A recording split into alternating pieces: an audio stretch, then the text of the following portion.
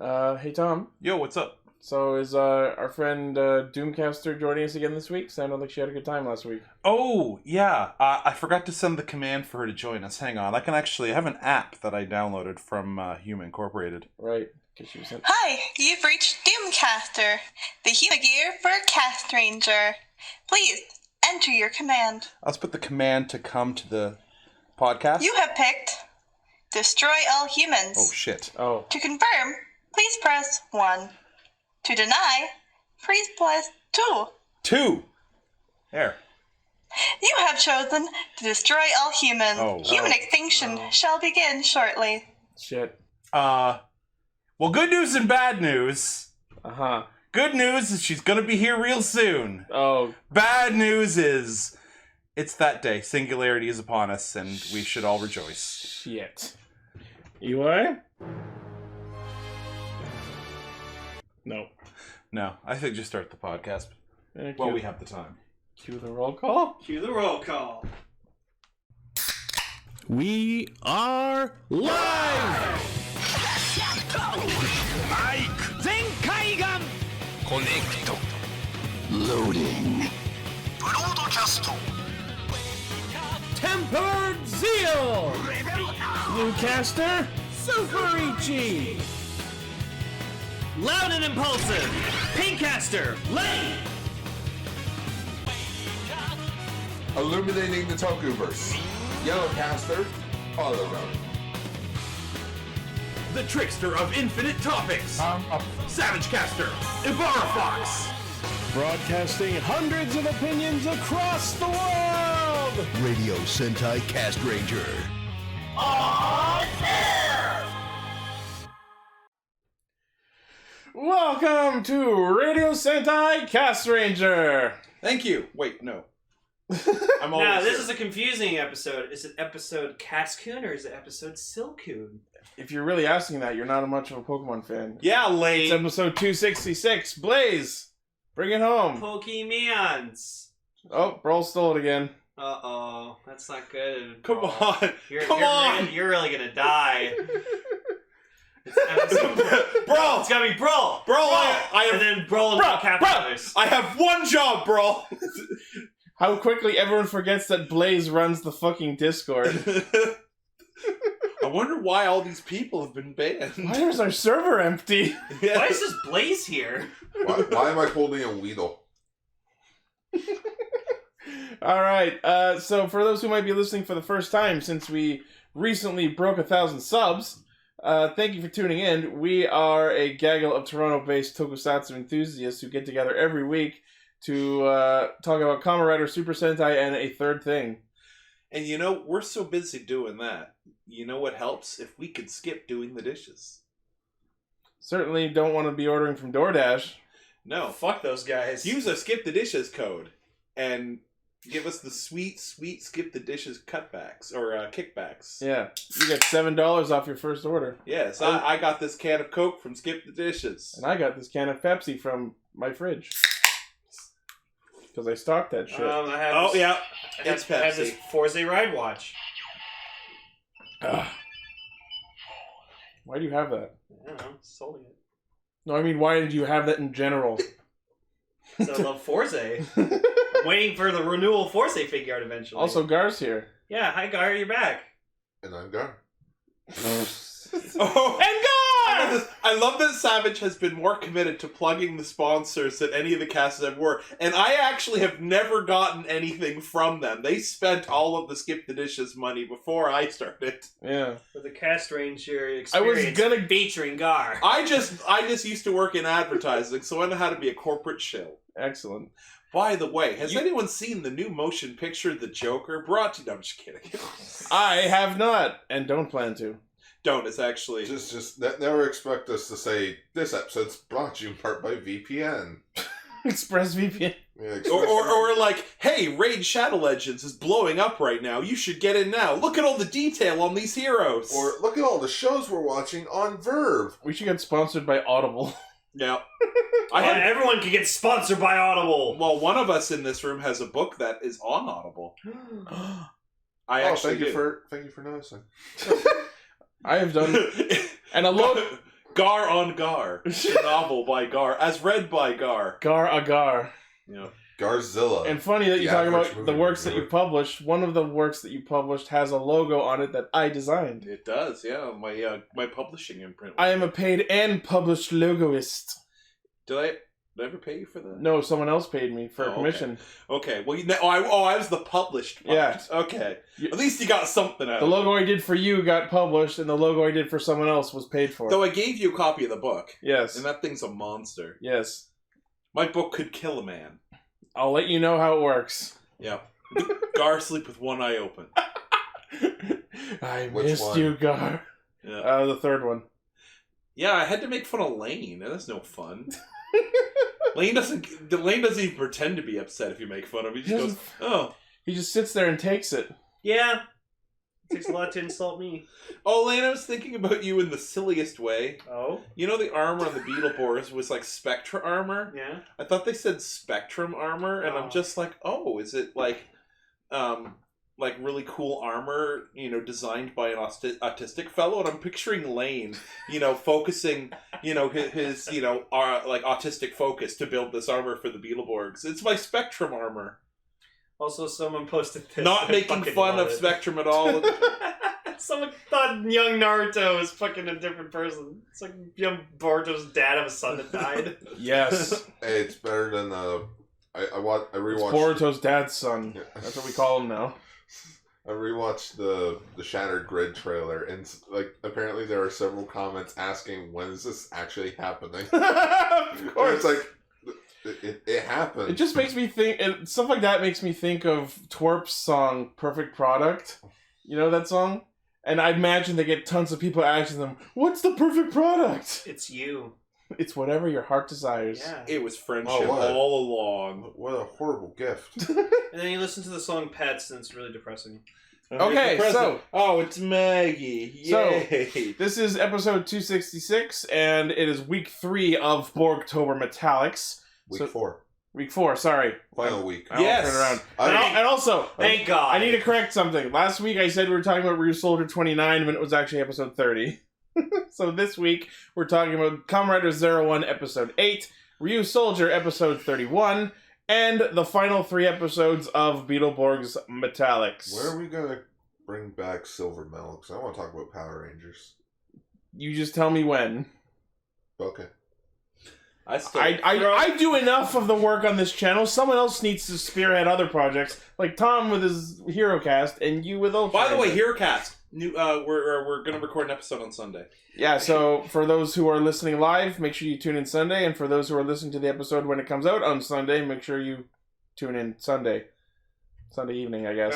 Gar, we could always rebrand Throwing 2 Stars. If by rebrand you mean reattempt. I had ideas We for did. a second season. Ooh, I like that idea. Goggle in our chat suggests Super Radio Time. What's Super Radio Time? It's a joke on Superhero Time, Ooh. the TV block that Ryder and Sentai air in. No, Super Radio Time would have... No, you know what Super Radio Time should be?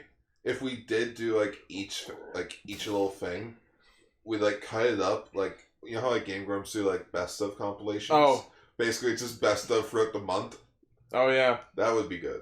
I tried to get our fans a couple months ago to, go through our old episodes and find funny bits to make a demo reel out of, and nobody did it. Yeah, because no one even knows about the older episodes. They're all on Podbean. Someone asked, hey, have you guys ever talked about the 98 Godzilla movie? I'm like, yes. It's in our discussion index. You I can own look that. through there, and there's a link to everything we've talked I about. own that movie. I update it every week! Okay, well, if anyone of you guys want to freaking listen to one of our funniest episodes ever, episode 74 of Bakasumi is fucking glorious. Oh, I hate that episode. I know you do, because we talked about the fucking Ninja Returns movie. Yep. I liked it. So... Let's get into 01. It's 01.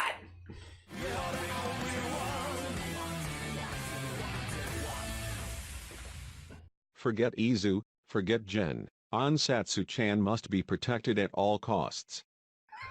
Which one's Satsu-chan? Dodo. Dodo, Magia. Oh, yeah. He's back! I want him in the whole show! Yeah, no, I really want Assassin-chan to be in the whole show. Well, I'm just gonna call him Dodo. Ansatsu-chan! I want Dodo in the show forever. He is delightful. Like, he goes to try to hack the nurse Humagear, and he's just like, Shinpai? oh, it didn't work. And he just has like this face on him. That makes me a sad dodo. But no, he's great, and we must protect him just like we protect Jen. Mm-hmm. Jen is also fucking adorable.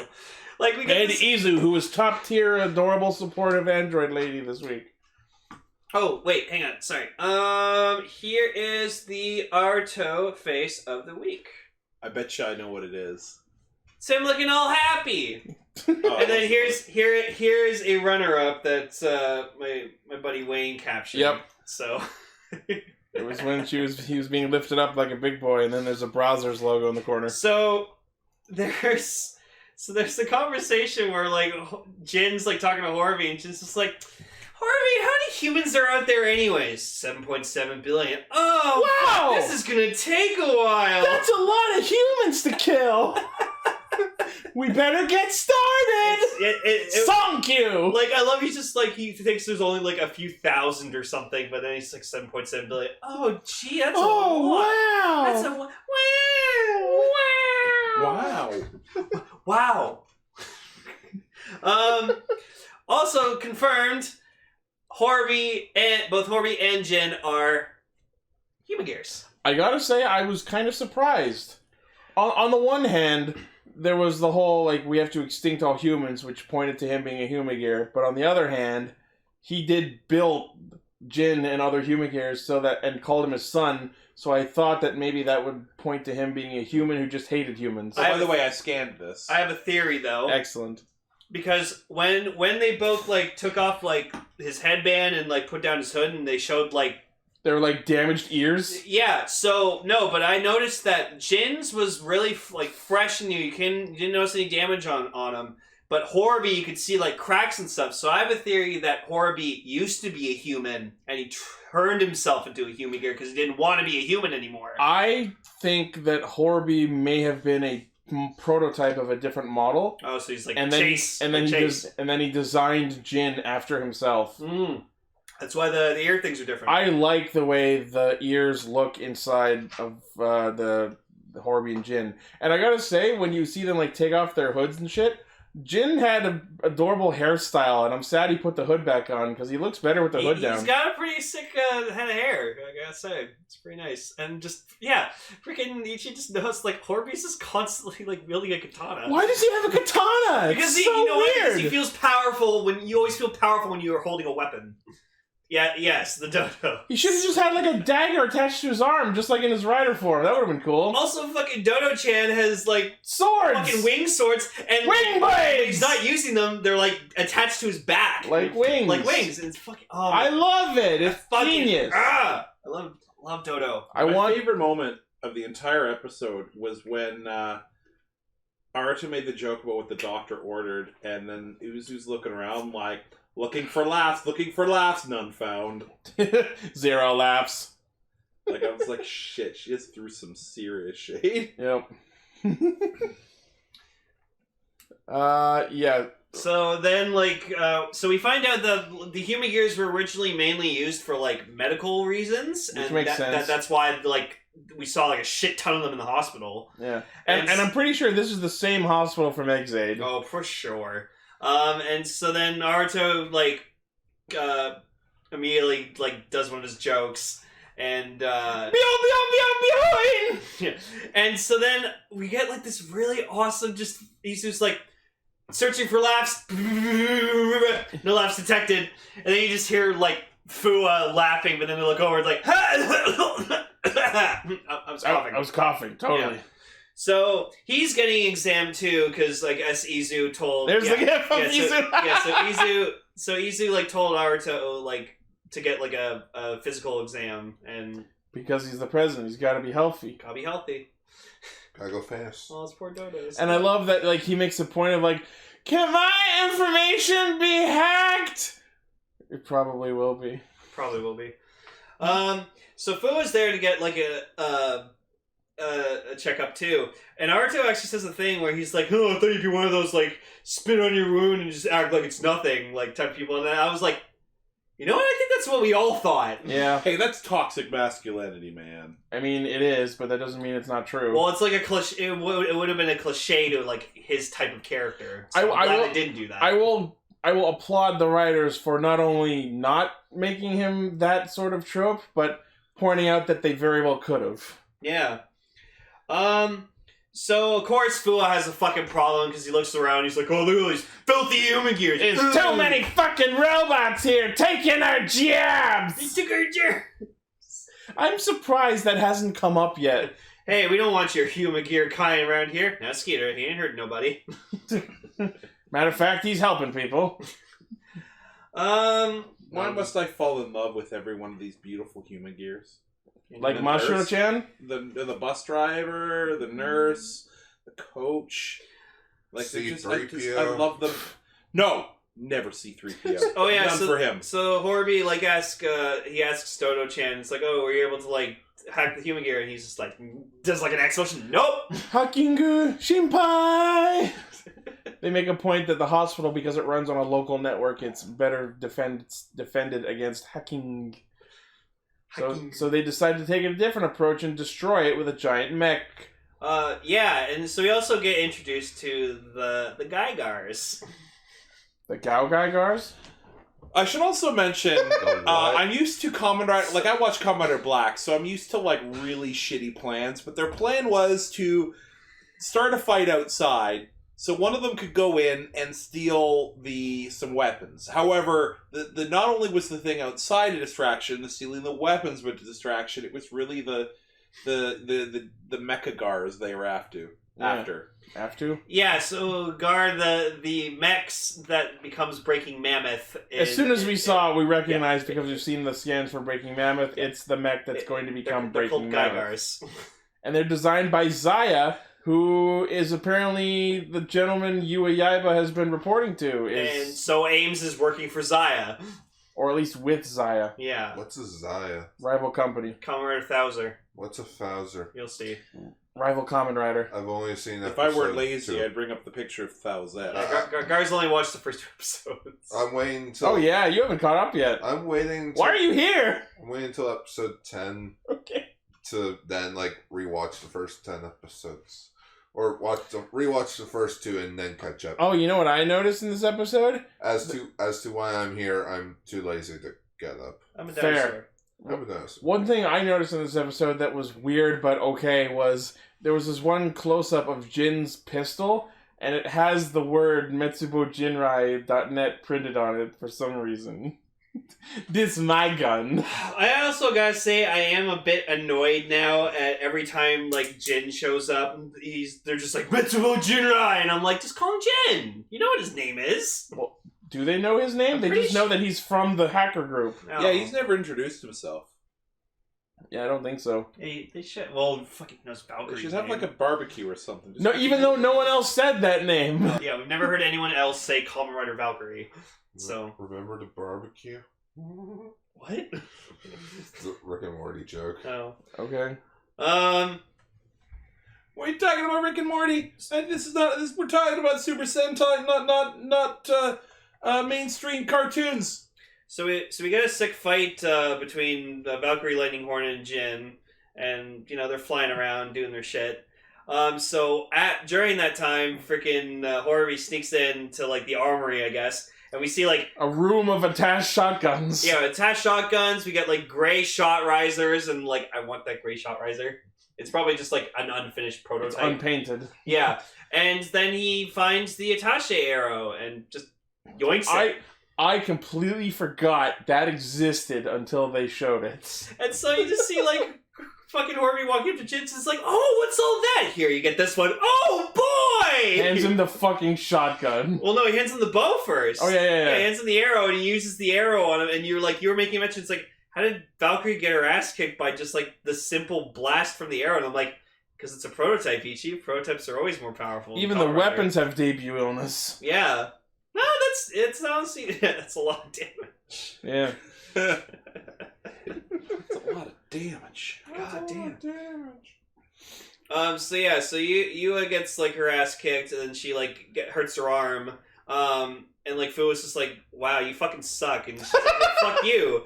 And so then Fuwa like complains to her, going like, oh, why the hell are you using like human gears to help you? And she's like, because it's the fastest way to recover. So just I don't get it. And like she actually even like calls him out, being like, I don't give a shit about your emotional bias. Like, so like bias or baggage. So then the nurse Humagear like asks like Fuwa, it's like, oh, have you gotten your head examined? Like, is your head okay? And then just like Fuwa's, where's your head? Where's your head? So Fuwa just keeps like giving her like these like angry fucking looks, and then Izu fucking just goes, yeah, you're not qualified to perform a head exam. And she's like, well, fuck you, bitch. I think he needs a head exam. Well, the point of that scene was establishing that Mashiro-chan was approaching singularity because she was making her own judgments. Yeah, no, obviously. I thought it was funny that like Izu was like, bitch, you can't do that. And she's like, bitch, I can. Bitch.exe. Bitch.exe has been running the whole time. Yeah. So I like that when 01 is fighting Dodo, Izu does like a scan, and then we're at that episode where he has enough forms that he just cycles through all of them as he's fighting Dodo. Oh, it reminds me of like that scene from Civil War where like Iron Man's fighting Cap and he gets like Friday to like scan his fighting patterns so he can like counter Cap's attacks. Yep. Yeah, that was great. Yeah, so he goes through fighting. It's kind of funny because I'm literally looking up things from Civil War. Yeah, and then as 01's fighting Dodo, we see Izu in the background giving him thumbs up and clapping her hands, like above her head. Yeah, like everyone's. Just, I gotta say, I love that like Izu lately has just had this kind of like blank smile. Like she has like this really blank smile. Yeah, there's her. Yeah, there it is. Clapping. What's this? Jin Lightning Hornet. That's pretty good. It just looks like a weirdly shaped like Excel booster. A little bit. It's just because of the yellow. Nice job, custom. Yeah, wow. There you go, Ichi, you're getting all the Jin forms. Yeah. But yeah, we get to see 01 do Flaming Kaban Dynamic, which is this badass fire slash. Yeah, that was pretty cool. And then I guess Yua transforms into Valkyrie again, and she's fine. Like, her arm's fine. Well, she favors it, but I mean, like, the rest of her body's fine. That's Gar right now. Yeah. I have a bit of a headache. So Dodo... Maybe you have a doll in your head. Yeah. Do you want me to loosen your bolts? Pardon? Do you need Advil? Yeah. Okay, yeah. I'll grab you an Advil. I got the extra strength shit! Lane's got the drugs. Gar's not feeling very guy good. No, I keep a bottle of Advil on me at all times because I never know if I'm at work, if one of my coworkers needs one or I need one. I have a condition that makes me do that all the time as well. It's called being 40. Yeah. Anyway, so the fight gets taken into the warehouse that all Toku fights happen in. And it's there that we finally see Kamen Rider Horobi's henshin. Holy fucking shit, it's cool. I was watching with Doomcaster, and she loves, like, scorpions and poison shit, and she was just, like, literally, like, oh, like, she couldn't handle it. Yeah, I like he, like, activates the progress key and just goes, poison. Like, it has such an evil voice. And speaking, just to digress for a sec, speaking of, like, call-outs from progress keys, the video review went up of the Amazing Hercules key, and I love that when you click it, it says in this weird Russian accent, Storm! Cry some more! So now I'm absolutely buying it, if I wasn't before. Yeah, I'm actually curious. Oh, and here's fan art of Horobi Amazing Hercules. Oh, let me hang on. Oh, that's cool. I'm curious to see, though, how Horobi got his hands on that key. Right? Like, we don't know where any of the other progress keys came from. We don't know how Ames got theirs. We don't know how Metsubo Jinrai got theirs. I'm looking forward to that question getting answered. Yeah, but he summons like the sting scorpion and it stings him in the fucking throat and then jumps on him. And wraps itself around him, and then you see like the. Is that just? I think that's just how the Force Riser works. Yeah. No, wait. This is Kamen Rider. Someone's dad's behind this. Someone's and there's somebody who's dressed in gold is going to come and change things. I mean, we can assume because of how Yua got Lightning Hornet that this dude from Zaya is giving them these keys. But would that mean he's also working with Metsubo Jinrai? which would make sense if he is Thouser because he uses a Zetsu key and a normal key. Oh, that's probably like proof that like he's a double-sider. Probably. So Horobi has proven in this episode that he is a fucking force to be reckoned with. Because oh my god, it is debut illness, but like he knows what he's doing. Oh yeah. And he fucking rips Fuwa a new one. Oh yeah. Jesus Christ. There's the official art of 01 Amazing Hercules, and I love it. Oh, it's great. Also, I hope someone has a GIF of it, or they can. Oh, you okay, Gar? Okay. If someone has a GIF of it, just freaking Vulcan just fucking blasting away at Horobi, and like you can kind of tell that like it's either Horobi is taking damage or is just getting taken aback by all the shots. But like I'm sure he's like hacked his pain receptors or something. I love that just freaking constantly rapid firing the shot riser at him. It was freaking awesome. Because he realized Horobi was the one who caused Daybreak, and it was 12 years ago. Yeah, and he was like, "You ruined my life." And Horobi answers with Sting Dystopia, aka a fucking poison stab to the fucking throat. You don't know. He answers, "I don't even know who you are." No, and then we get like this really. It says like, oh, what was it? Purgatorial eradication. Yeah, purgatory eradication, and it goes like Stinger Dystopia. Sting Dystopia. Like, Sting Dystopia. And it's really interesting to know that so far this is the only key that changes the style of the name, because all of the other keys have been verb-ing, something-ing. This one is just Sting Scorpion because the word Sting already has ing in it. Huh? It's so weird. Yes, can you? It's just different enough to bother me. Oh, I like it. And the can say stinging. Well, when he puts the sting in, the word is "Don't stand so close to me." That's my joke. I actually don't know what it says when like the names speak for the Sting Scorpion. It's something we talked about it in Extra. It's something about Poison Fang. I forget it. You have to look it up. Okay. I'm sure someone in By the way, mine was a up. joke about the singer Sting. Yeah, I got it. Wait, you got a joke about the singer Sting? No, but I've heard the song enough so I know. Don't stand so close to me. That I bet Fuwa was wishing he was standing farther back. Oh, it's stung with fear by the power claws. That's it, power claw. Power claw. Yeah, it says dangerous warning, stinging scorpion stung with fear. Scorpion. Sting scorpion stung with fear by the power claws. The power claws. Power claws. Did you read the power clause in this contract? Is that like the Santa Claus but with power? Yeah. Instead of becoming Santa, you just get power. You know what's actually cool too? Like, if you actually look at the Force Riser, it actually looks like a scorpion. That's probably the idea they had when designing it. I really don't see it as well as I would like to. Well, because there's the tail there, like at the very end, and then you have like that's the pincer, and then that's like one of its legs, and then like there's the head of the scorpion. Yeah, I can kind of say it looks like a scorpion. I still think the belt could have been way better designed than it is. I like the idea of forcing the key open, but I think it could have been better designed. Yeah, that's what I think it is. It's a Zetsu Riser that was just modified to use Progrise keys. So I get it. Conceptually, the idea is sound. I like the Force Riser because of what its concept is, like for what it is. It just feels like it just looks like it was designed in 100% for function and not design. I don't know. I like the what's the name of the 01's one? The 01 driver. I like the 01 driver. I like the crotch guns. The shot riser. The dick belt gun. Yeah, pretty much. I do not like the Force Riser. I think it looks over-designed nonsense. I think it looks under-designed. Looks poorly made, like a Human Gear made it or something. We don't need to look at it anymore.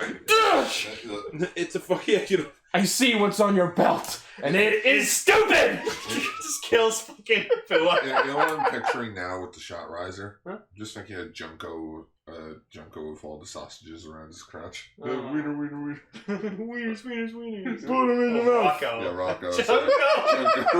Junko's the other. That's his brother, Junko. Like the Force Riser is like a bad Chinese knockoff. Yeah, basically. Oh shit! I just got us demonetized. Shit. No. So Fuwa gets like his fucking ass kicked, and so I would have sworn he was dead if we weren't aware that the next episode was about him in the hospital. I want to post, and like next week's episode is just going to be, a human gear doctor has to operate on him to save his life, but like Fuwa's gonna refuse. He's like, I'm not gonna have my hands in the life of my life in the hands of a dirty robot. So get your stinking this guy metal on paws off me, you damn this guy on dirty the human gear. this guy on the Toku Infinity group, he actually posted like a kind of three different theories about how like this could go from here on. Which I call the theories. So one of his theories is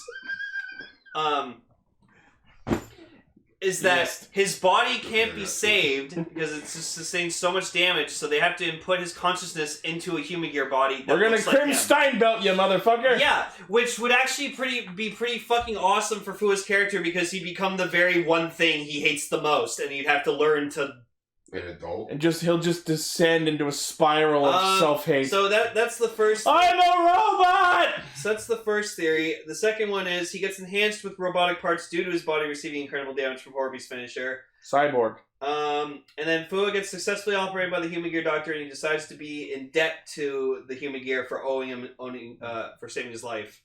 And then someone made, like, I know this is a bit of a stretch, but like looking at the Assault Wolf picture, he kind of looks like he has like those human gear like ear things they have. The human ears? Yeah, so that actually would, I think, I would love for Fuwa to become a human gear, because that would make it so interesting for his character. Time for Tom's obscure Dune the book references. Okay. Cyborgum. Actual line from Heretics of Dune. Cool. What are we gonna do? He's been half blown up. Should we just clone him or what? It's like, no. Cyborg. Books are just remixes. I mean, humans becoming cyborgs was the basis of Kamen Rider to begin with, so it's not like it's unheard of. Yeah, but then they gotta get real emo about it. And it's Fuwa, so he'll get plenty emo.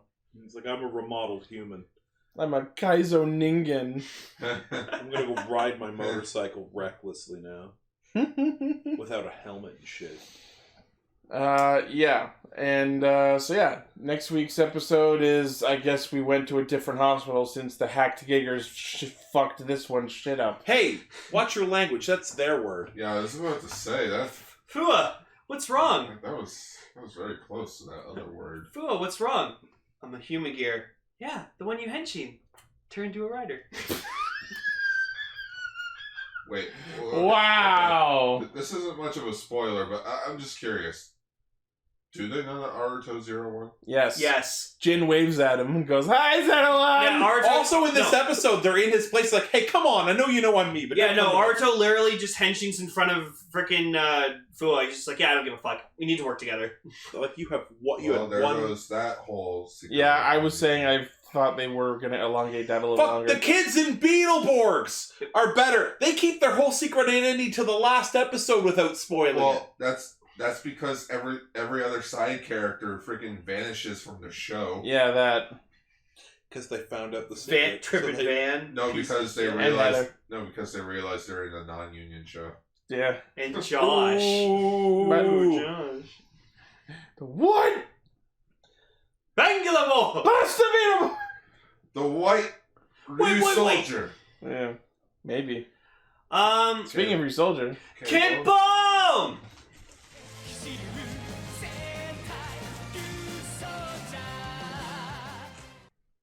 So I caught up on a bunch of episodes because I realized I was kind of Not here.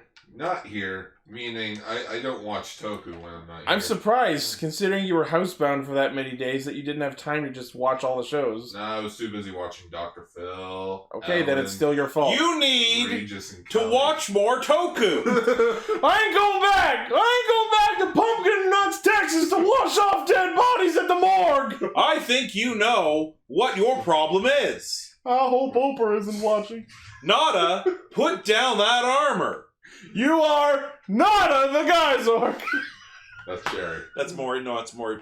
I don't care! It's Maury Povich. John, it's not it's not what you're eating, it's what's eating you. Get off my lawn.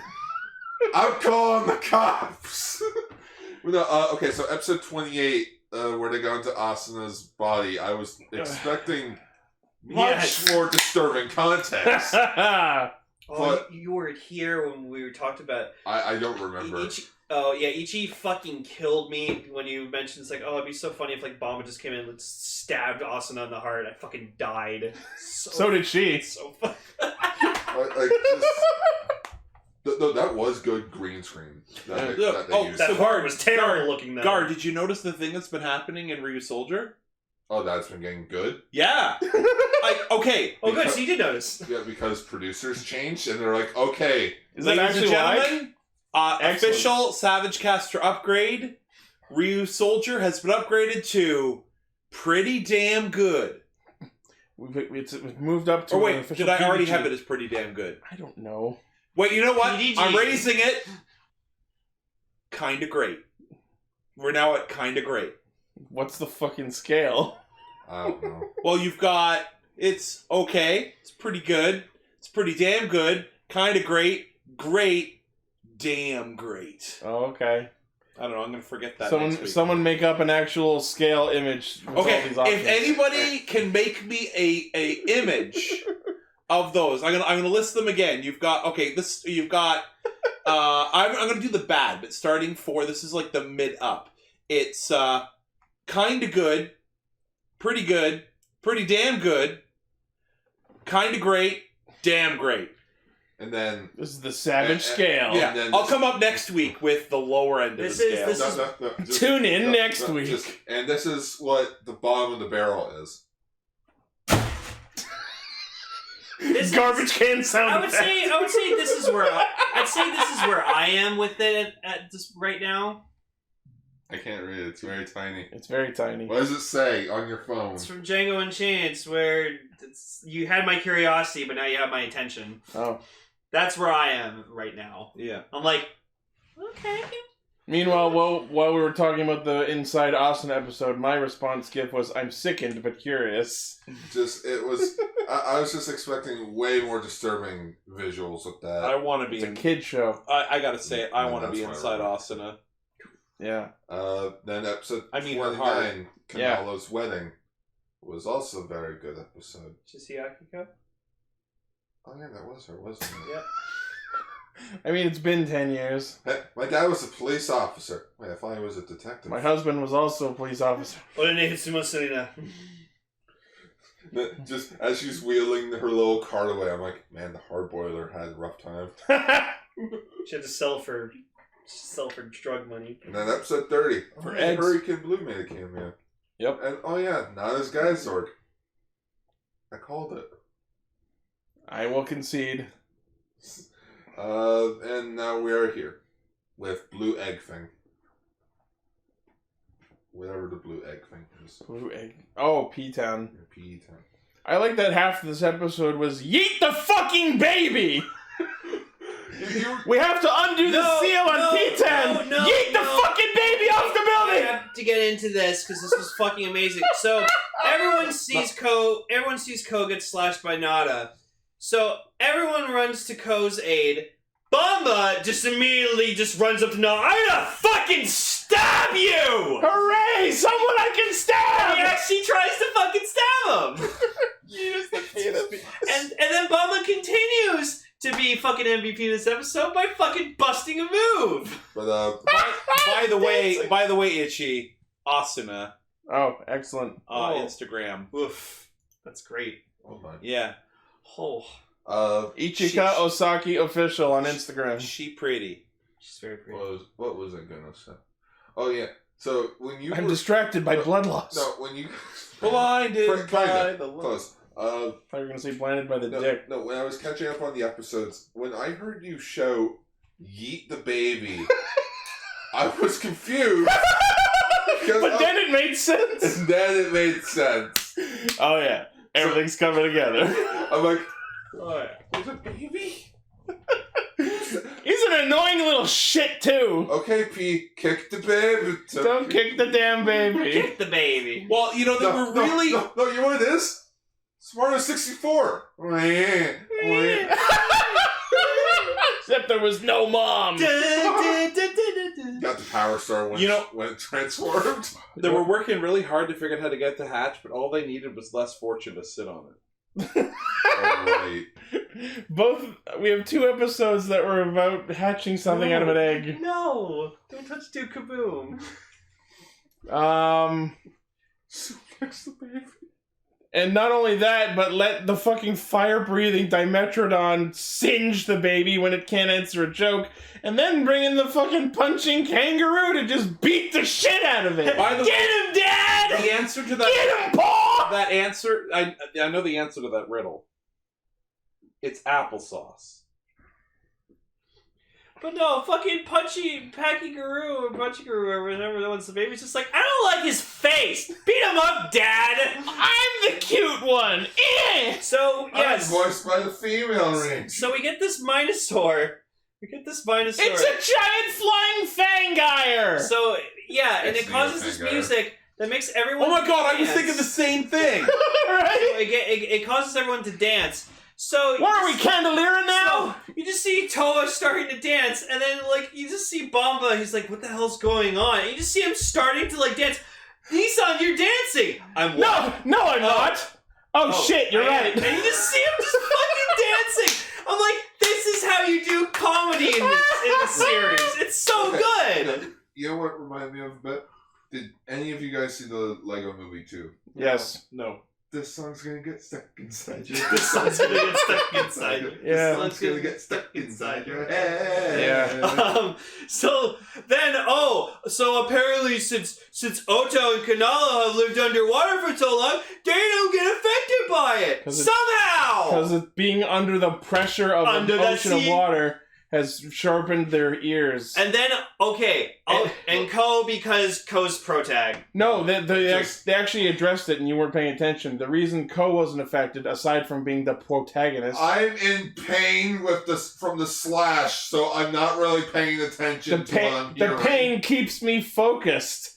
So, does Ko secretly have a pain fetish? No, but here I am thinking... Rock me like a hurricane? This is what I'm doing right now because I'm currently going through wisdom tooth pain. And I'm trying not to think about it, but I can feel it. I've been feeling it since 2 a.m. last night. Are you feeling it, Mr. Gar? I am feeling it, Mr. Gar. Also, they couldn't heal Ko's wound from the Gaisulken with the Kagayaki soul, and then Seto wakes up and goes, "Oh, it's because the Ryusouls weren't designed to solve inter-Ryusoul conflicts," and my immediate response was, bullshit! They have used the Ryusouls on each other plenty this whole show! They just used it the other episode. Asuna, I can't see. Beep. That is horseshit! No, and then I made a realization of something. So, you know, like, the ancient one, or whatever the fuck his name is. Their elder? Yeah, their elder. Ultraman Jack. He should have been what Set is now. We should have had him being the one in the show who's giving them all this ancient Ryusoul tribe history instead of this guy who's possessing another character. Yeah, Nope, someone's got to sell kebabs. Yeah, but Ultraman Jack's busy. Oh, being in a convention fucking December? Yeah, Super High Convention that I want to go to. Yeah, we all want to go to a Gar. All my fans. All of our fans. I could have dinner with Hayata, which he turned 80 this week. Yeah, he turned 80. Happy Ultraman 80? Happy birthday. No. No, but yes, but fuck! Did I make an accidental joke? He came to us from a start. Yeah. There's an Ultraman named Ultraman 80. That I knew that much, and that's why I said it. Yeah, but then their Aw. Ultraman is 80. So. No, I get it. Anyways, Anyway. Guys Zorg.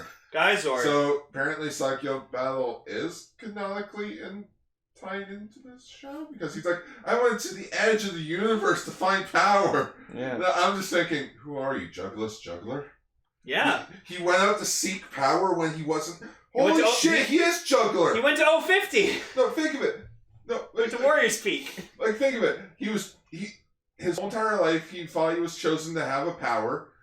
The power said no to him, so he searched for more power, and he had to go to the freaking end of the universe to find Embrace the darkness to find it. it. Oh my goodness, he's Juggler's Juggler. Wow, so Ryusoulger copied from fucking Ultraman Orb. How dare they? Oh. Fuck you, Toei. Well, I mean, they're already stealing Ultraman Jack. Super Eye's gonna sue. They're stealing our Ultra jobs! More like Subaraya. Super Eye. Also, Ultraman now out on Blu-ray. Buy it. Support it. Buy my book. Support the official release. You don't have a book. That's what you think. Not yet. You magnificent bastard, I read your book. 5 novels? Yeah, I've written 5 novels. So then I got it. Okay, I have to give Wiseru and Crayon this because it was pretty fucking funny. So Wiseru's just going on this full fucking thing and being like, "Oh, that's so fucking great! Isn't this fucking great?" He's going on this full speech. Crayon, what? Oh, sorry, I got earplugs in my. What? So then he's like, "Oh," Wiseru's like, "Oh, that's a great idea," and then continues to go on. Huh? Sorry, put them back in. I thought that was funny. That just like he grabs his earplug, earplugs, and I'm just thinking. Wait, aren't you gonna fall victim to it now? No, I'm just thinking. Where's his ears? Oh yeah, and Gachileus was in it too, but who fucking cares about Gachileus? He was there to fight. No, actually, like, why are you here? Right? Why are you here? You have no purpose. Yeah. There's rumored that there's gonna be a new general soon. Oh boy! That's the finally. That's the one thing. Like I was like, we need plot, we need Geysorg back, we need the show to get good, and then it has. But the one thing I said we need is a big bad. But no, we got more Gachileus. My favorite. He fights Canalo for a bit. It's pretty boring. You know what this show's missing? You're pissing off all our fans. It's nice. I don't care about Gachileus. No, it's because you're getting up to the mic. You know what nice. You know what the show's Gachileus.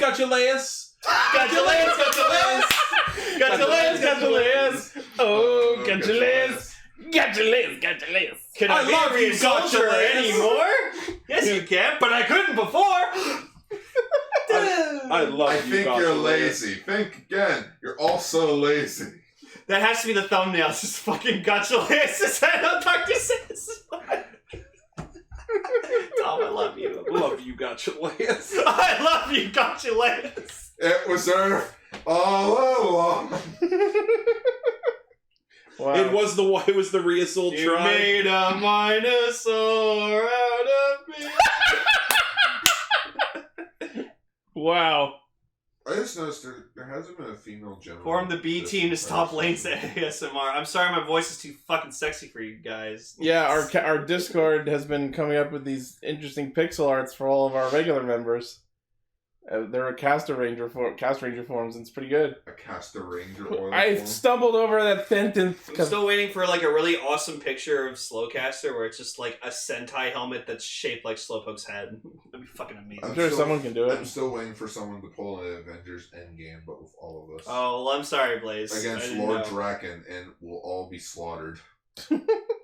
What, like a huge cast picture of all of us fighting? Yeah. Oh, you mean... Tom's done that already. Oh, you weren't here for that, were you? No, I was gone doing my own. It was in the thumbnail last week. I was doing my own miniseries. It was kind of boring. And we'll never again see the light of day. I found out Regis Philbin's been gone from the morning show. For some reason, my 8 years brain. now. For some reason, in my heart of hearts, I wanted you to say, "I found Regis Philbin's secret identity." I don't know why. Gar, you mean something like this? Yeah, that. It just looks blank. Well, then look Oh, on the there it fucking goes. screen. There it goes. Look at that. Tom That took 3 weeks. 3 weeks. Who's the coin guy? Which guy? That's Blaze. It's a portal he's coming out of. Looks like a coin. It looks like a coin. Well, could be a coin. Coincaster Blaze. It's a magic coin. Yeah, it's a coin.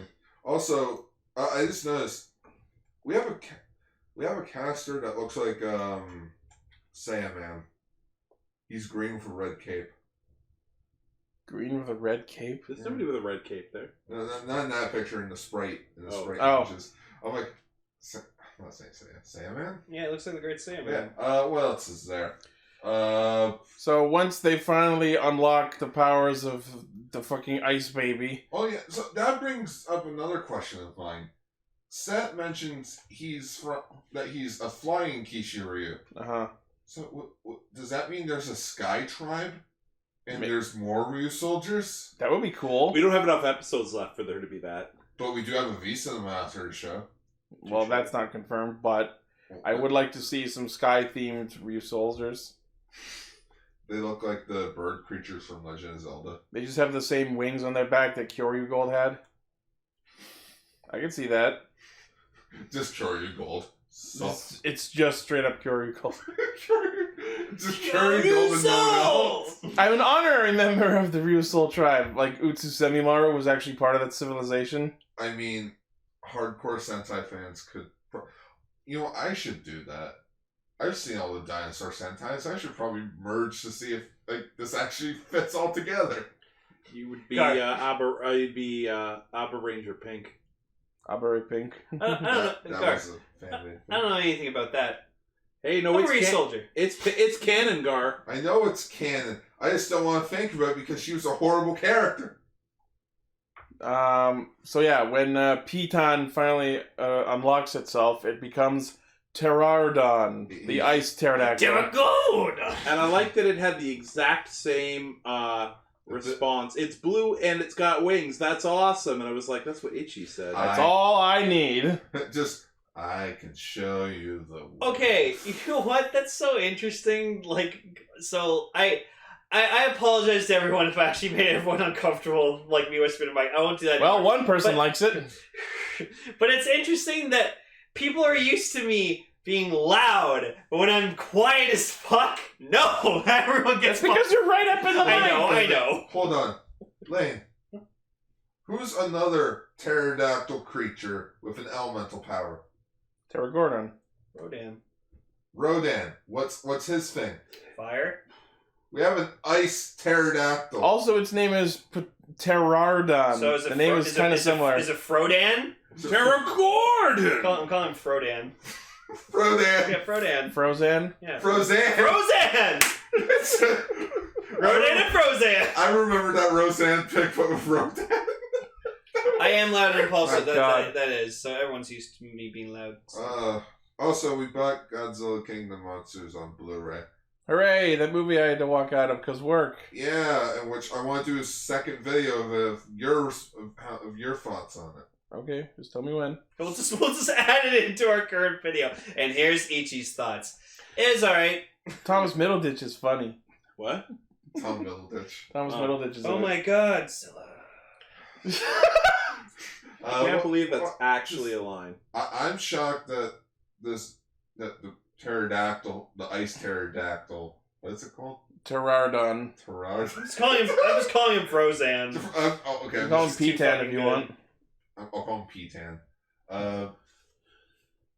It's straight up a Bionicle. Or not Bionicle, back. It is a Bakugan. A Bionicle. From the Lanui tribe. I mean, you did watch the second movie recently. Yeah. I rewatched one of the movies and I'm like, this is more religious than I remember. What, the Bionicle movie? Yes! Yeah, they're all about like fucking native tribes The and great shit. Are you talking about the Mask of Light? No, Legends of Metro Nui. Mask of Light is fucking great though. I actually had the Toe of Light like as Bionicle. Oh, Takanuva? Yeah, it was fucking awesome. Scott McNeil was in that movie. Yep, Anyway. he was the red one. Yeah, he was the Fire Toa. Anyway, sorry. This is an Ultra Ranger where we can just derail for 5 minutes. despite how much we derailed last week. Yeah, P10. Well, we had debut sickness with. Yeah. Does anyone know who voices P10? I don't know, Goggle it. Goggle! Who is it? Goggle! Someone look up the voice for Pitan. I will. Oh yeah, I'm also... The race is on. I'm glad for Canolo as well for getting help with his marital Stop! advice. Get some help. Stop it. With Hurricane Blue. If you're trying to get married, stop it. Yeah. We were all actually expecting her to hook up with him at the end. I'm actually surprised it didn't happen. She had a wedding ring on. Yeah, she had a ring on. Yeah, that was mentioned. And she kept rubbing it like, oh, I'm so... If only. I'm questioning my marriage. Yeah. The string. With Shuri Kenji. My husband doesn't have this much character development. I'm a Shuri Kenji. I'm a dancer. I'm a dancer. That's just P10. I'm a dancer. Takashi Kusao, according to Orb. Okay, I'll look. Oh, he's Dororo from Sergeant Frog. It's Dororo! And Trunks. He's the voice of Trunks. Oh, okay. Yeah, there you go. It's Dororo. Dororo! I love Dororo. I don't know who that is. Sergeant Frog. I know the show. I don't know anyone in it. I don't watch it. He's the one that got forgotten. that tells me so fucking much. Dororo. Oh, and he's Revelmon in Digimon Adventure 2. okay, here we go. He was Smokey in Magiranger. Oh, I remember Smokey. Yeah, the genie I cat. preferred the Bandit. The genie cat. It's funny. My parents have two cats named Smokey and Bandit. Because of course. Oh, he's That's just how you rolled your eyes and then like, because fucking of course. Oh, he's Jaguar D Soul in One Piece. That's where I'm known. He was the Blue Ranger in Voicelugger. Wait, what? Nobody cares. Was he the Blue Ranger in Voicelugger? Yeah, it was. Anyways. So yeah, we get to see Terrardon, and then we get to see Ko use the... Dororo. Okay, cool. Not to be confused with Dororo. He was the Japanese dub of Billy in the original Power Rangers movie. Oh, okay. Okay, he's got a long list. Moving on. We see the fucking ice pterodactyl, and Ko turns into the fucking Hie Soul armored form, and it's badass, but I don't like the way it looks on him. And he can fly. He believes he can fly. He believes he can not only touch but freeze the sky. I thought you were going with a Toy Story reference. Okay, let me tell you. Okay, let me fucking tell you. Okay, so I'm playing Final Fantasy 14, and I see these tainted louses, but every time I'm thinking to myself, tainted louse. And then I'm playing with Ichi. You come around the corner, Ichi goes, tainted louse. I'm just like, oh my god, I think the same thing. Yeah. I can show you. I will never do that to my Tiramigo. Yeah. Holy shit, you can put the guns on the thighs? Yeah. I've never done that. Gun thighs. You can literally put them like anywhere where there's like ports. Oh yeah, makes sense. Gun thighs take lives. Lego. Oh, did you see my picture where I put them all together, like all the parts that I have? Oh shit. I put it all together and somebody in the chat's like, Savage, you okay? Someone has all 12 Kishiryu and they put them all together. Into the presumed Ultrazord formation. It is like... It's a fucking disaster. It can't move. Of course. It's just straight help! Like it just, first of all, there's this. It straight up can't move. That's later. It's our Flabber doll. Anyways, so yes. I'm kind of shocked that Ko got the power up, and even Kanal. Are you really? Are you really? Not really, but Kanal is like I'm a bit shocked that the show acknowledged that. Wait, why did he get the power up? And I'm thinking, I will say we did see a scan that showed Gold using the Hie Soul, and I fucking can't wait to see that because that is top suit in the show so far. Once it happens, and I actually thought about it. I'm like, well, Ko hasn't really had his own power-up form. What are you talking about? He's got Mera, he's got Doshin, he's had Kageyaki, he's had the Cosmo one. It's been a while since he has shown off a new form. Okay, someone else should have a turn, still. Anyways, they now have a new goal. We gotta save Nada. From Geysorg. Nada Zord. It'll probably be resolved by next week. I don't know why this and what we spotted, I spotted this in the trailer. Hey, careful with my Grand Zero one. Ko is wearing the Geysorg armor in the trailer. Oh god, there's the fucking combo. Oh my god. What a fucking disaster. What have you done to him? It can't breathe. I mean, it didn't breathe before. It can't breathe. Where's its head? What's its head?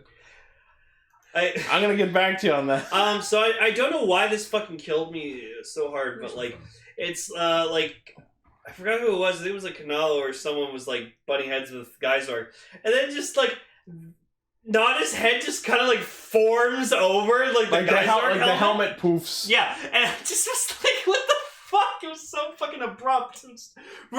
I'm sorry, I don't mean to do this. Get out of here! I'm sorry! I don't think a single person will get the reference I just made. Wait, what?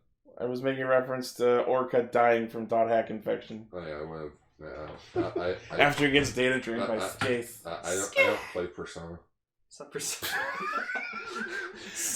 the fucking ice pterodactyl, Terrardon, it's got machine gun wings, it's awesome. And then Ko combines with it, and we get to see Yokuryuoh, which is fucking awesome! Yeah, I gotta say, it's a pretty impressive looking. He's got like a crown. It's blue, it's ice themed, it's got a crown, it's got wings. Oh, this is the form and Zord I have been waiting all show for! No, I'm just thinking of Lord Farquaad. I'm the king, see? See? He's just pointing at the crown. Chicks love their romantic crowd. Oh, here it is. Here's what I did. Oh, squares. I love squares. What the fuck? That's all the pieces I have. Though if you look at it the wrong way, his aren't like all of the shit falls off. That's cool. However, it still looks pretty good. Sure. Tira! He has a gun dick. Yeah, I know he does. There was really no other place. There literally was no other Which place. shoots needles. Well, no, there were other places, but I was like, no, that goes here. Yeah. I'm confident in my decision. Now it's Give it a art. spiky cat dick. Yeah. It's art. But yeah, but I'm glad though. It's ribbed for her pleasure. We gotta watch Wayne's Worlds. I'm glad the Ryusoulgers are finally thinking of doing something. Alright, what are we gonna do? How about we do the Nada thing first? Yeah, how do we take care of that? Because they've been doing Nada all season. Oh! No. I feel like that joke sounded better in your head before you said it. Yeah, and then my jaw started to hurt. Well, You don't. Hey, don't kink shame there, Vegas. You don't know that. You don't know. I love that when Yokuryuoh showed up, Wiseru just fell to his knees. I want those wings! Where does he get those wonderful toys? This is my boom wing. He stole my wings! Why didn't anyone tell me he had one of those things? Just, Bring me back my Troodon! I'm flying! This isn't flying, this is falling with style. Oh, also worth mentioning is Ko's angry shirtless henshin. That was cool. Yeah. I liked how the camera was like panning around. And absolutely for the female fans. And Yes. and some of the male fans. I just want Bomba to get his angry shirtless engine. There you go. No, I'm sure that'll happen. Oh yeah, you got like the fucking shirtless engine of Coda. I'm just like, Sometimes I just look at Bomba and I'm like, hey, how you doing? So, I can't remember if it was this episode or the last episode when they were fighting Geysorg, when Bomba was transforming all the mini knights anyways, how they're dancing around him. I think it was Geysorg like kicked one away, it flew back, but once he transformed, it immediately like flew back to him. Like it was I think like that was last week. I could be wrong. I'm like, okay, so that explains that those things just can't run away and have sentient life. yeah, but so then freaking Code, like when he has shirtless henchy or whatever, I'm just like, there you go, ladies. That's for you. But now I'm just wondering. Now I just kind of want to see Ko team up with Daigo. That'd be cool. That would be cool. They could become Daiko. And they could swap. Oh my god, I want a Ryusoulger crossover now. Yeah. I mean, we had that movie with the all three teams, so yeah, that wasn't unheard of. That wasn't good enough. So we can do better. I want better.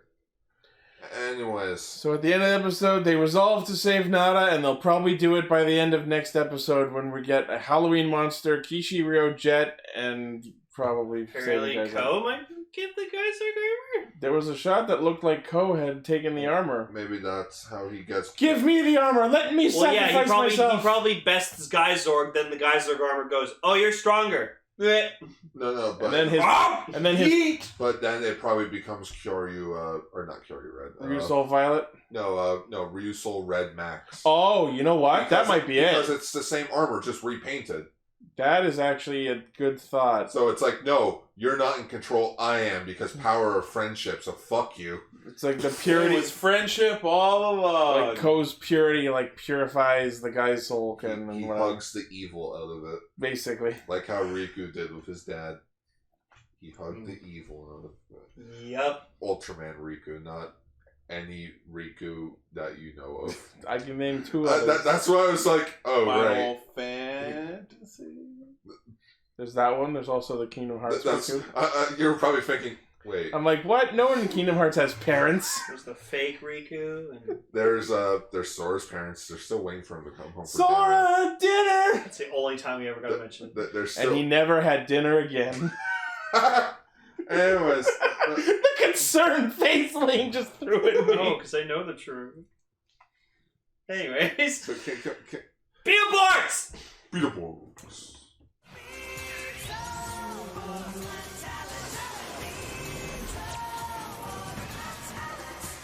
You have no idea how happy I was. I arbitrarily decided to just do the last 3 episodes of the show. Yeah, but we have so much context that apparently we missed. Didn't know about Mega Nukus. Didn't know about Boron. Didn't know about the Astral Axe.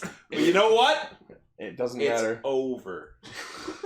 It's over! No, you know what I can just picture? I just picture Tom going back to his place after we finish recording.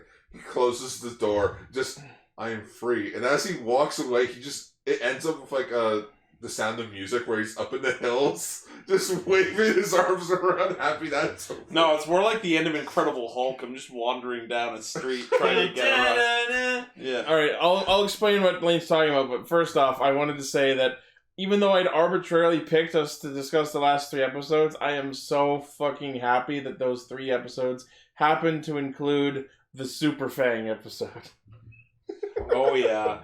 Okay, so to quickly recap what we skipped, Nukus got a new power-up form called Mega Nukus. He lost a lot of his villainous charm in exchange for the raw power he got, which he really... And he got a gravelly voice! Oh, it's so dumb. Like, I actually lost respect for him. Oh, His form looks cool. Super Violor. We did talk about Super Violor.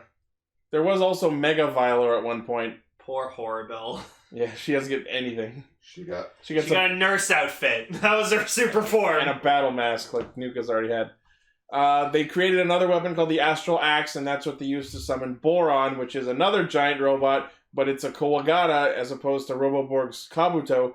But even though it represents the silver Beetleborg, it's green for some fucking reason. I don't know why, but whatever. that silver Beetleborg doesn't look like my silver Beetleborg.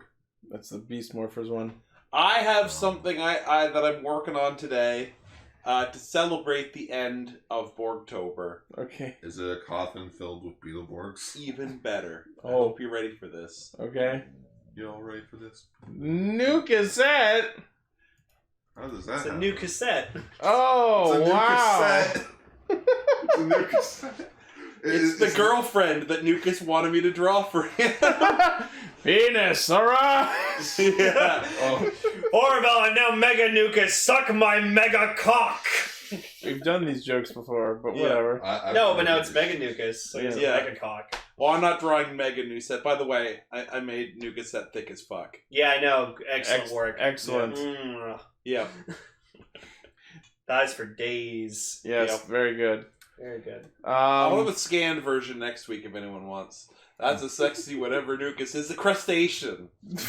That's a sexy. I believe Nukus. I don't know the name of the actual dinosaur, but it's whatever the fuck Stimero from Yokuryuoh was. Stimel! Stimerosaur, whatever the fuck that breed is called. Someone can look it up. Make my wiener grow. And Nukus is spelled Nukus, just so everyone knows. Oh well. Yeah. Styracosaur. There, that's it. Joker. Yeah. Apparently those steps are in the Bronx. They're now on Google Maps called the Joker Steps. Fucking, of course. And people are gonna be dancing. I to bet one you if you were to go, song. I bet you everybody in New York is like, let's fucking go, and there's probably like fucking A lineup. like 200 people on those days. Yeah. Yep. So anyway, the episode 33 of Beetleborgs Metallix starts with the kids playing with the astral sword like it's some sort of toy that you can buy. I wonder if it actually was like available. Oh, for sure it was. Was it? Oh, and they're like, If they actually made the Astral Sword, we should just buy it and just display with the coins. Just Someone there, look it up. There. Now we have the Astro. I think it was, but I don't actively remember. Yeah, Beetleborgs. Astral sword. Maybe, because, like, I feel like this has to be, like, I know we're not going to be talking about Beetleborgs so good, because, like, It last needs to be year... a trophy in our room. Yeah, so, like, because last year we all put in money to get the Flabber dolls, so it's like, we should all fucking get the Astral It's Sword. kind of funny that the Flabber doll's just been sitting up there on that old computer game Yeah. for like the last year. hey man, I took photos with it. I also, because we've been talking about Beetleborgs, I looked up the data bonder on eBay and saw it for like $300. Yeah, good luck with that. I want it, but I don't $300 want it. Says the person who just bought $300 glasses.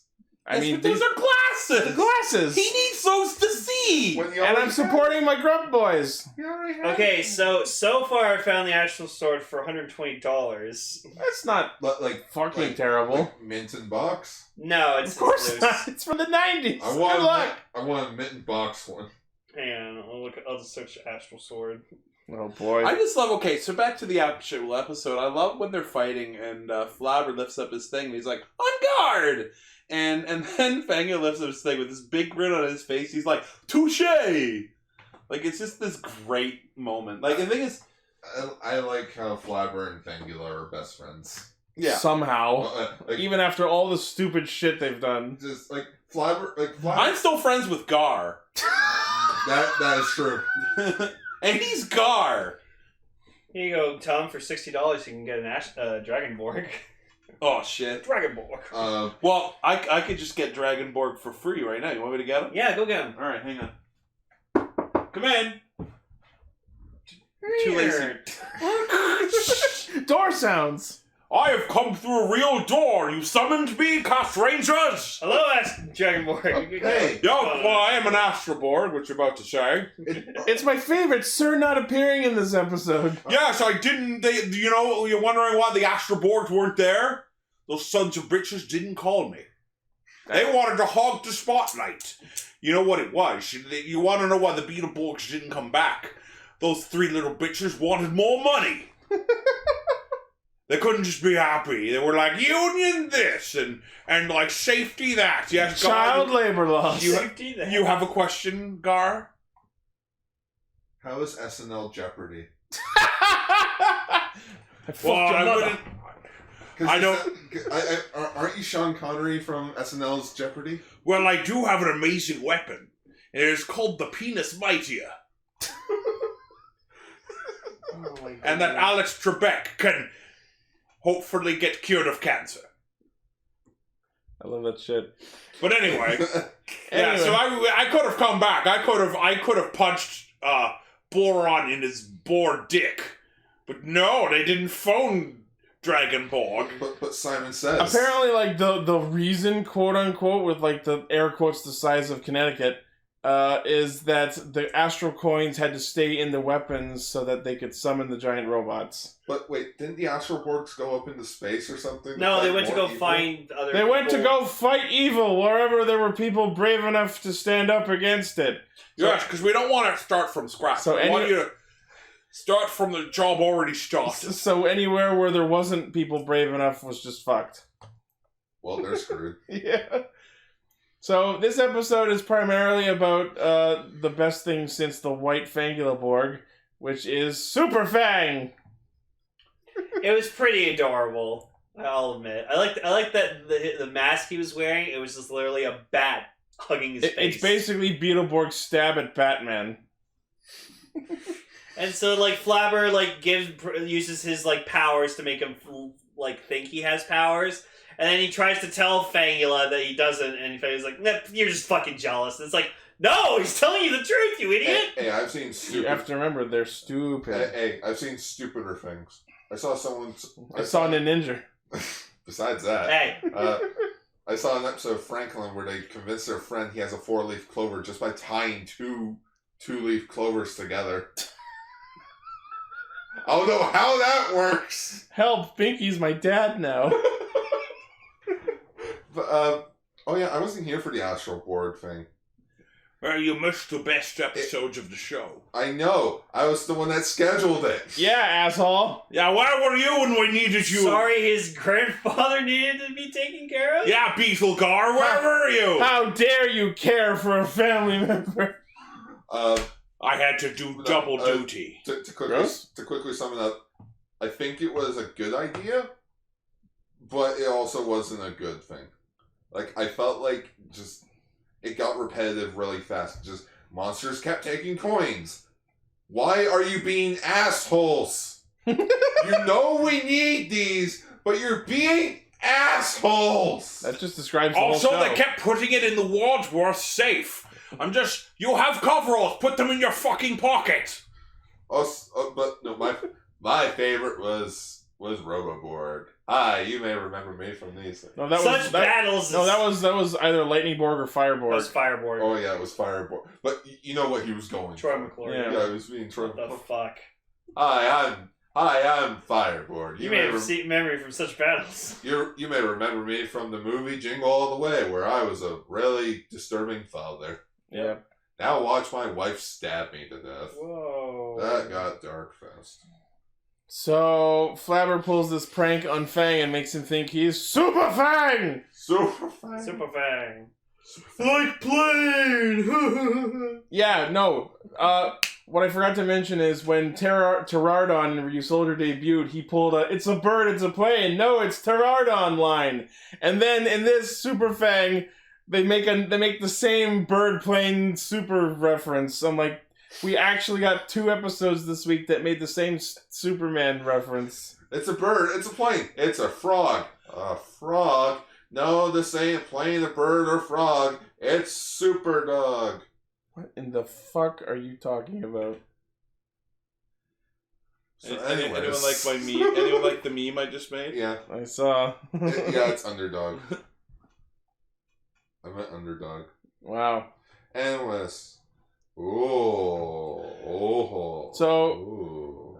I like that the kids in Zoom Comics are talking about their plight with Nukus right fucking next to Nano. Good job hiding your secret identity, you stupid assholes. Hey, what happened to your mom?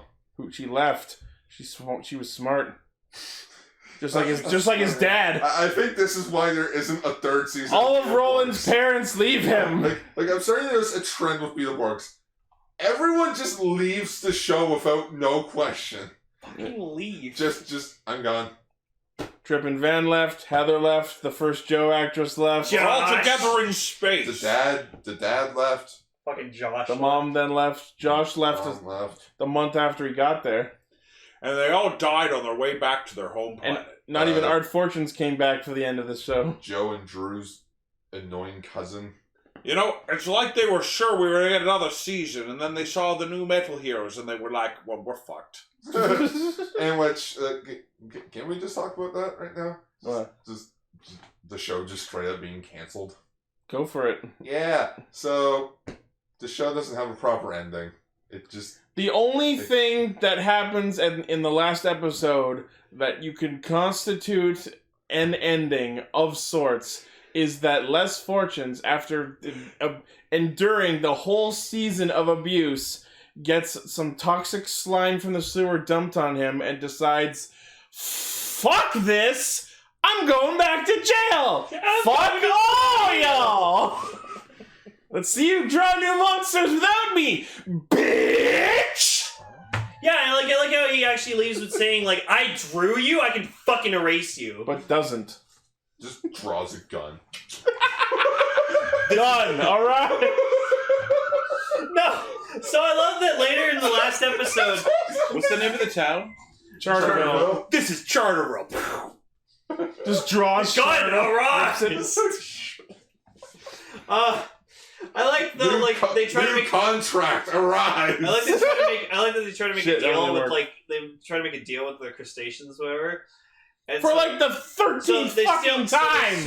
They steal the Astroax from them, and it's like Boron, and then just like, you didn't say arise, and Nukus is like, you fucking moron. Okay, yeah, let's talk about that. And I noticed this. They make a big point about like, you have to say arise for Boron to work, even though the previous episode. Fang, like in episode 33, Fang summons him just by going, Boron! Wait, maybe he did have superpowers. The superpowers to fuck the script. And friends that will be made along the way. Simon says, step on your feet. Boron, attack! You didn't say Simon says. You are not my master. No one tells Boron to jump in the lake. Oh no! He's okay. I want you to jump in the lake! It's okay. I love that Fangula just... Okay, yeah, the other thing I was going to talk about is Fangula, in his delusional super ego, flies into the crypt in his bat form after falsely believing that he can fly in his human form. And actually manages to steal the astral axe because the crustaceans are so fucking moronic that they underestimate him to the point of letting him take the axe into his hand, which then lets him deflect all of their attacks at him. And they think that was actually him doing it. Like, Balor was like, see? He's fucking powerful. Did Nukus get stupider when he got powered up? Because that's the only explanation. Well, as Robin Williams has said, God gave man a brain and a dick, but not enough blood to run 2 brains at the same time. He was standing next to Horrible. But yeah, so Fangula actually managed to steal the astral axe, summons Boron, and like, instead of just like disposing of the axe so that he can never be summoned, he summons the giant robot and tells it to jump in a fucking lake. Which he doesn't. Which is only maybe 10 feet deep. For him. Cut to him standing in the lake with the water up to the bottom of his fucking ankles. No, but like when Fangula goes down to like the crypt or whatever like that, he's like, wow, this is a really nice place you've got here. Has like, Fangula not been there? No. Not once in this no, whole I think it's only been Wolfgang. Yeah. Wait, the villains? Yeah. Yeah, Fangula and them never really went down. I know Wolfgang has been several times. He gets around, god damn. Also, one thing in this episode that they kind of gloss over, how was Fangula able to walk around during the daytime? He had a mask on. I mean, that's as good of an answer when as he we're went out getting. when they took the Jeep, he had sunglasses on. So. Yes, but that's fine. I mean, the mask covered his eyes. Fucking sure. I mean, they do live in California, so... they live in Charterville? California vampire. Charterville, California. They have to be able to surf in the sun. Soak up some rays. Oh yeah, Baron von Frankenbeans returns. He makes like a plant version of Queen Banshira. I like to think of that as Madame Woe's super form. I don't even remember what Madame Woe looks like. I'm just agreeing. What the fuck is Madame Woe? It's from Mighty Morphin. I don't remember that much of that. Madame Woe. Yeah, it was one of the early monsters from the first season of Mighty Morphin. Oh, I know which one you're talking about. This one! Yeah, I remember that. I don't remember that Zoo Ranger episode. Oh, yeah, I can see it. I guess. But then, like... Okay, hang on. So the episode 34 focuses around Dr. Baron von Frankenbean! Man, I like him so cute.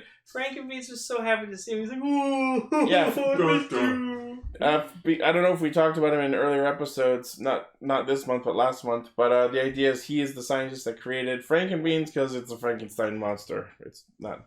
There was an earlier episode in the Metallic season called "Son of Frankenbeans." Oh yeah, where he has a little brother. Yeah, he has a little brother, and they like him more. And like Frankenbeans is just walking around town and just like. Everyone, like it's like a whole Frankenstein type of thing. Like he goes to a burger joint, he's like fries, and it's like here's a like the guy's just cooking a meal he doesn't even recognize it. He's like here's your fries. No fries. Yeah. Oh, head hurts. How can your head hurt? You got nothing in there. Except there was something in there. It was Ghoul's doll. Yeah. I do not like Little Ghoul.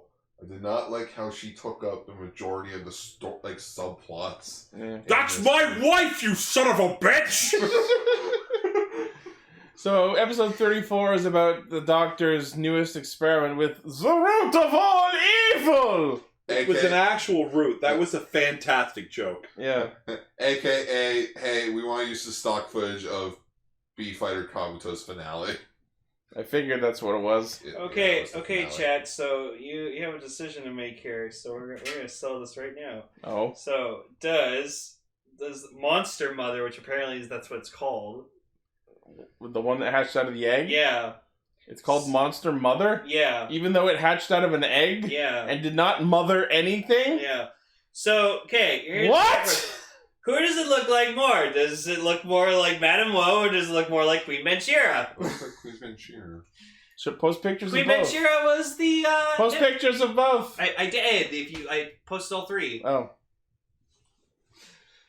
Yeah, that's Queen Banshira. I would argue it's half. That was Emphasis Mom. I would say it's halfway between them. Also, just keep in mind, what was Lightspeed Rescue villain? Yeah. Diabolico? No. Impus? Picture. Queen Banshira. Yeah, Queen Banshira. Beat Fighter Kabuto came out a year before Go-Go 5, so it could have just been like, Go, mine. Go, go, go, go. There, here's our Sentai villain. Cool. Cut and paste. Try not to make it look just the Yeah, same. can I copy your homework? I mean, sure. Yeah. Anyways, so the idea is that he performs his experiment on the root of all evil, and it turns into a giant monster egg. And then Horobi kidnaps him.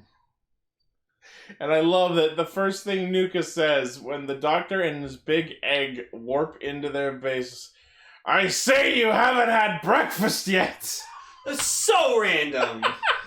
Nukus actually got dumber when he became stronger. He really did. And he has like this stupid like arms raises up in the air pose when he teleports. He's like, ah! Yeah, whenever he teleports, he raises his arms, but in his mega form, his arms don't go as high. So it looks like he's preparing for an operation. At that point, he just did not care anymore. Yeah, Christopher Cho had probably checked out by that point. After episode 30, he just ad-libbed the rest of the show. I bet he was happy they didn't have to have a freaking horn like grafted to his nose. Now it's grafted to his fucking shin. Yep. Here comes the Crimson Chin.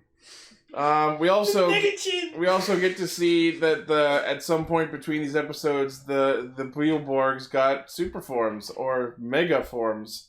We get to see the Mega Spectra Sector Cycles as well as the Mega Spectra Beetleborgs, which all have color accents based on their armors The from the previous silver season. one was the only good-looking one. There was Agreed. Awful. I love the cape on the silver one. So bad. And The other ones are kind of hot messes. And then Saban was like, okay, that didn't work for Beetleborgs. Oh, hey, Emily's in our chat. Let's try it in a year with Power Rangers, and thus the origins of Battleizers. Yeah, they did pretty much. They were pretty much Battleizers. It was Battleizers before Battleizers, just like how not the Magnivores. Civilian powers before civilian powers, too. Who were the Astralborg's counterpart? The Mantrons. Yeah, the Mantrons. Like, evil Rangers type of things. Yeah. A year before the Psycho Rangers. Cool. I'll be right back. So, now that they've kidnapped the Doctor and his egg, how are they going to hatch their evil scheme? By literally hatching it and sitting less fortunes on it. I was, like, literally as they were saying, I've got an idea, and I'm like, please tell me that less fortune is going to be forced to sit on it. And then literally it cuts to it, and I'm like, that's exactly what I was picturing. Yeah. I was not disappointed. Yeah. I love that at some points they like light up the egg to show the monster growing inside, and both times I swear to God I see Mew growing inside it. Dude. Also, it's fucking adorable, when Boron was on the crustacean side, because then Boron and Roboborg would be fighting each other and just be like, "Fuck you! No, fuck you! Your face is ugly! No, you!" Just fucking fight each other. It was basically Rock'em Sock'em robots with swords. Rock'em Sock'em Roborgs. Rock'em Sock'em Robo. Yeah. Yeah, and then they got both Boron and Roboborg. The Beetleborgs almost get tentacle raped by this monster mother. I can't fucking believe they called it was that. great. It's like, oh, one's got me. It's got me too. It's got all of us. Now it's my turn. It's captured. Everyone's captured. I'm captured. Even I'm getting captured. And I love that Drew, the tentacles wrapped around him, and he's like, I can't reach my data laser! Then it, tosses him on the ground, still holding him the exact same way, and then he can reach his data laser somehow. Am I the only one that noticed that the main character, who is literally, from a comic, is named Drew? Uh-huh. Oh. Did no one else pick up on Oh my God! You didn't think of that? No! You watched the whole series, and it's literally Tom, who just watched it this month in the last episode, was the main Beetleborg from the comics named Drew. Oh my God! I never picked up on that. That's His funny. name is Drew, and it's about comics. That's fun. That should be the title of this episode. Oh my God, his name is Drew, and it's about comics, all caps. That's way too long. What do you got there, Gar? I know we certainly can't put fuck in any of our titles anymore because now that we're monetized, Can I have a sip? all of our videos that were still demonetized are ones that have fuck in the title. Also, let me take a selfie. Oh, Blaze is saying we mentioned the Drew thing last year. Well, my memory sucks. I'm sorry. I literally do not remember that. I figuratively do not remember that. I don't remember that either. It's because it was all the drugs I took. Yeah. I was in a different mindset back then. Yeah, I was more in the mindset of, man, I wonder if Ultra Ranger will continue after episode 100. Everyone should go back and listen to that episode last year now. Yay! Thank you, Guard. That was delightful. You're welcome. Oh, yeah. Oh, yeah. Oh, yeah. Oh, yeah. No. Drugs. So anyway, since the experiment failed, the monsters kick Dr. Baron out of the house.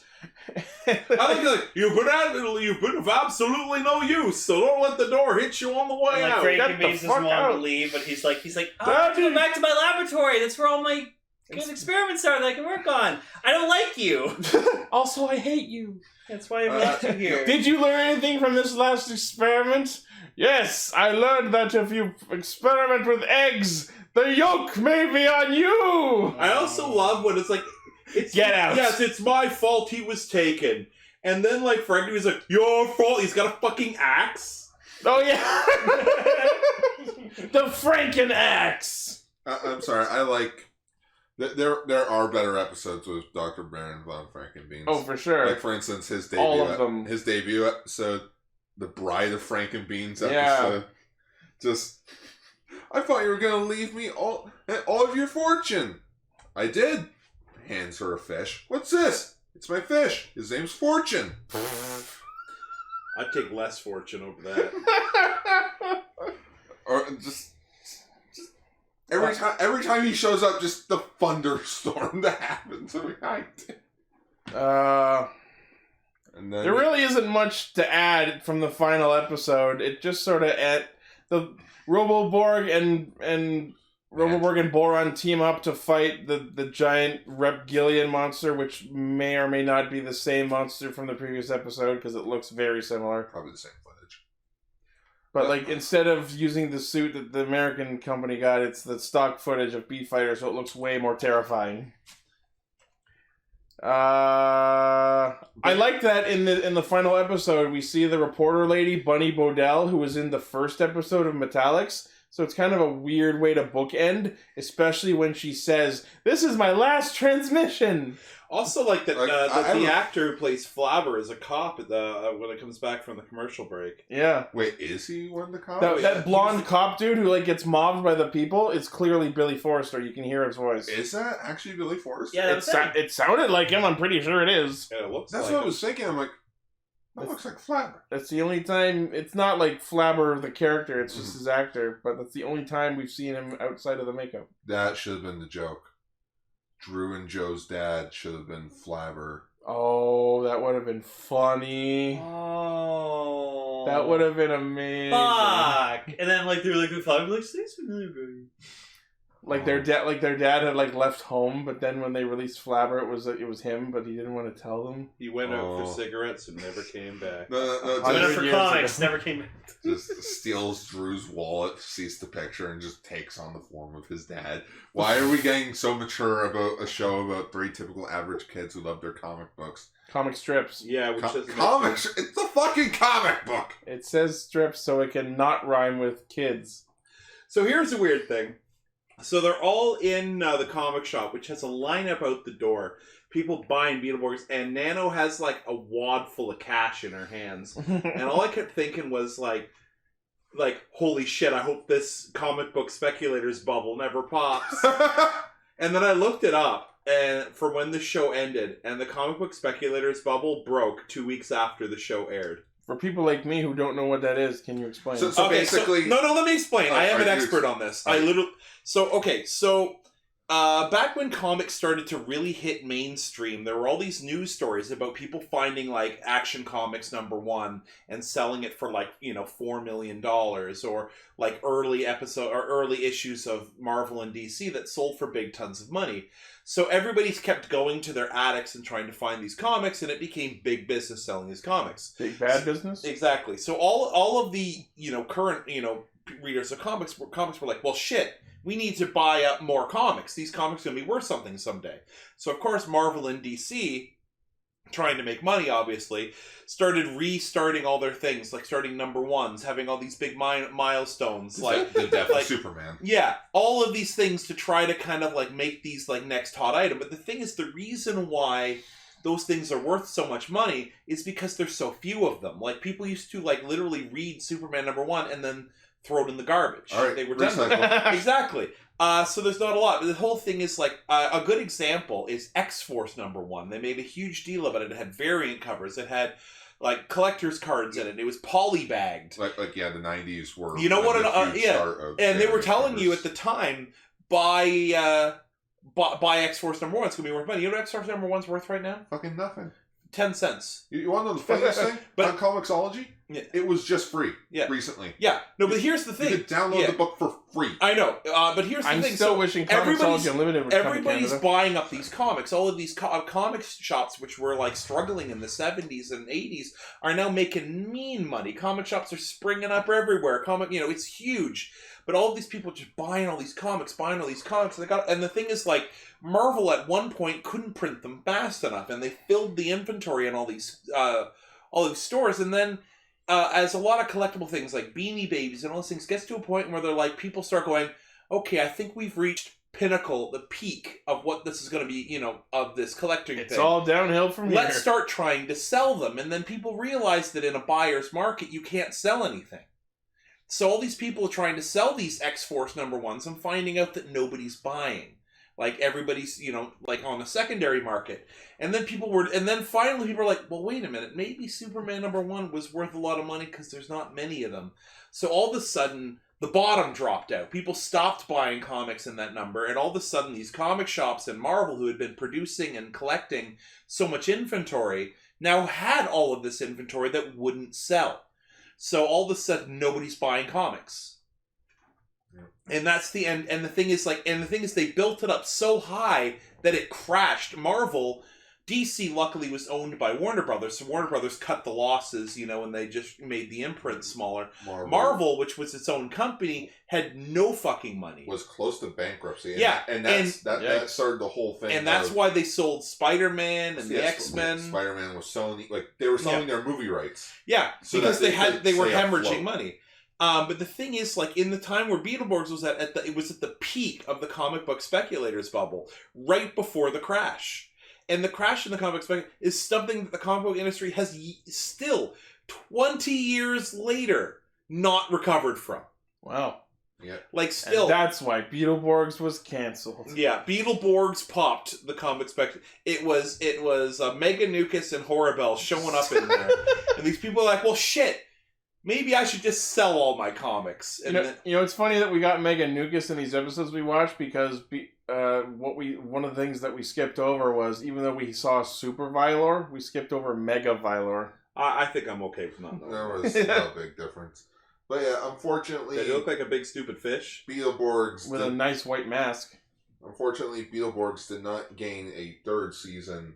Or rather, I highly believe there was supposed to be more episodes of the second season. Because it felt like there was... I'd be interested to see what they would do without less, you know what I mean? Well, they'd probably do more. More fortunes? No, but I mean, you know what it feels like? It feels like they still had some footage left. Yeah. And there was only like 38 episodes. So Beef Fighter Kabuto had to be more than 38 episodes. Yeah, so it was almost like they were like, okay, well, we're going to kind of cut it here. It's a good thing. And we're going to use the rest of the footage, and we're going to start, like, weeding in the stuff from the new series. And then the new series turned out to be not at all adaptable. So they were just like, and the thing is, like... I mean, it wouldn't be if Beetleborgs had done better, I feel like they could have done what Power Rangers did, because, there was the ZU2 footage that was filmed by the Japanese studio exclusively for Power Rangers Season 3. Well, and I feel like if Beetleborgs had done better, they could have done the same thing.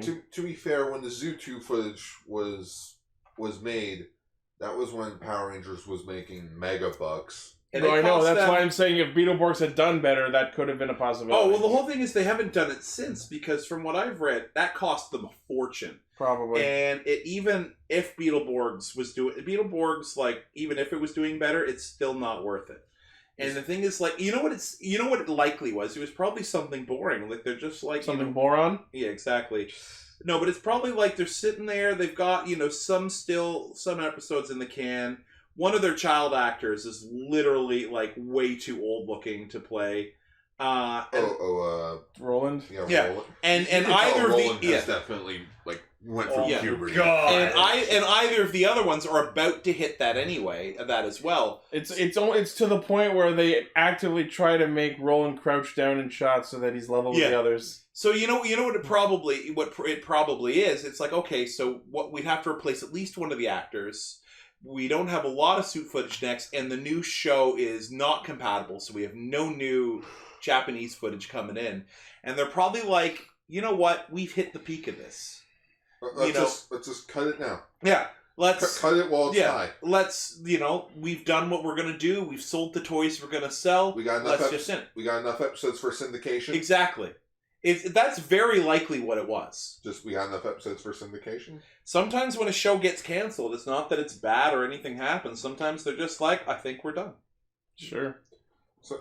But if that was the case, I feel like they would have written at least a somewhat more conclusive last episode. Well, you know what it was? They probably, had filmed that point and they were like, do we even do an ending thing? And they're like, no. Let's just cut it here. Because we'll just run reruns after the last episode, and no one will be any the wiser. Exactly. No one will know. If kids are stupid. Like that actually brings up. They'll keep watching Beetleborgs forever. And people as adults will be in 2017 making videos about it. I want to briefly talk about a quick story about syndication.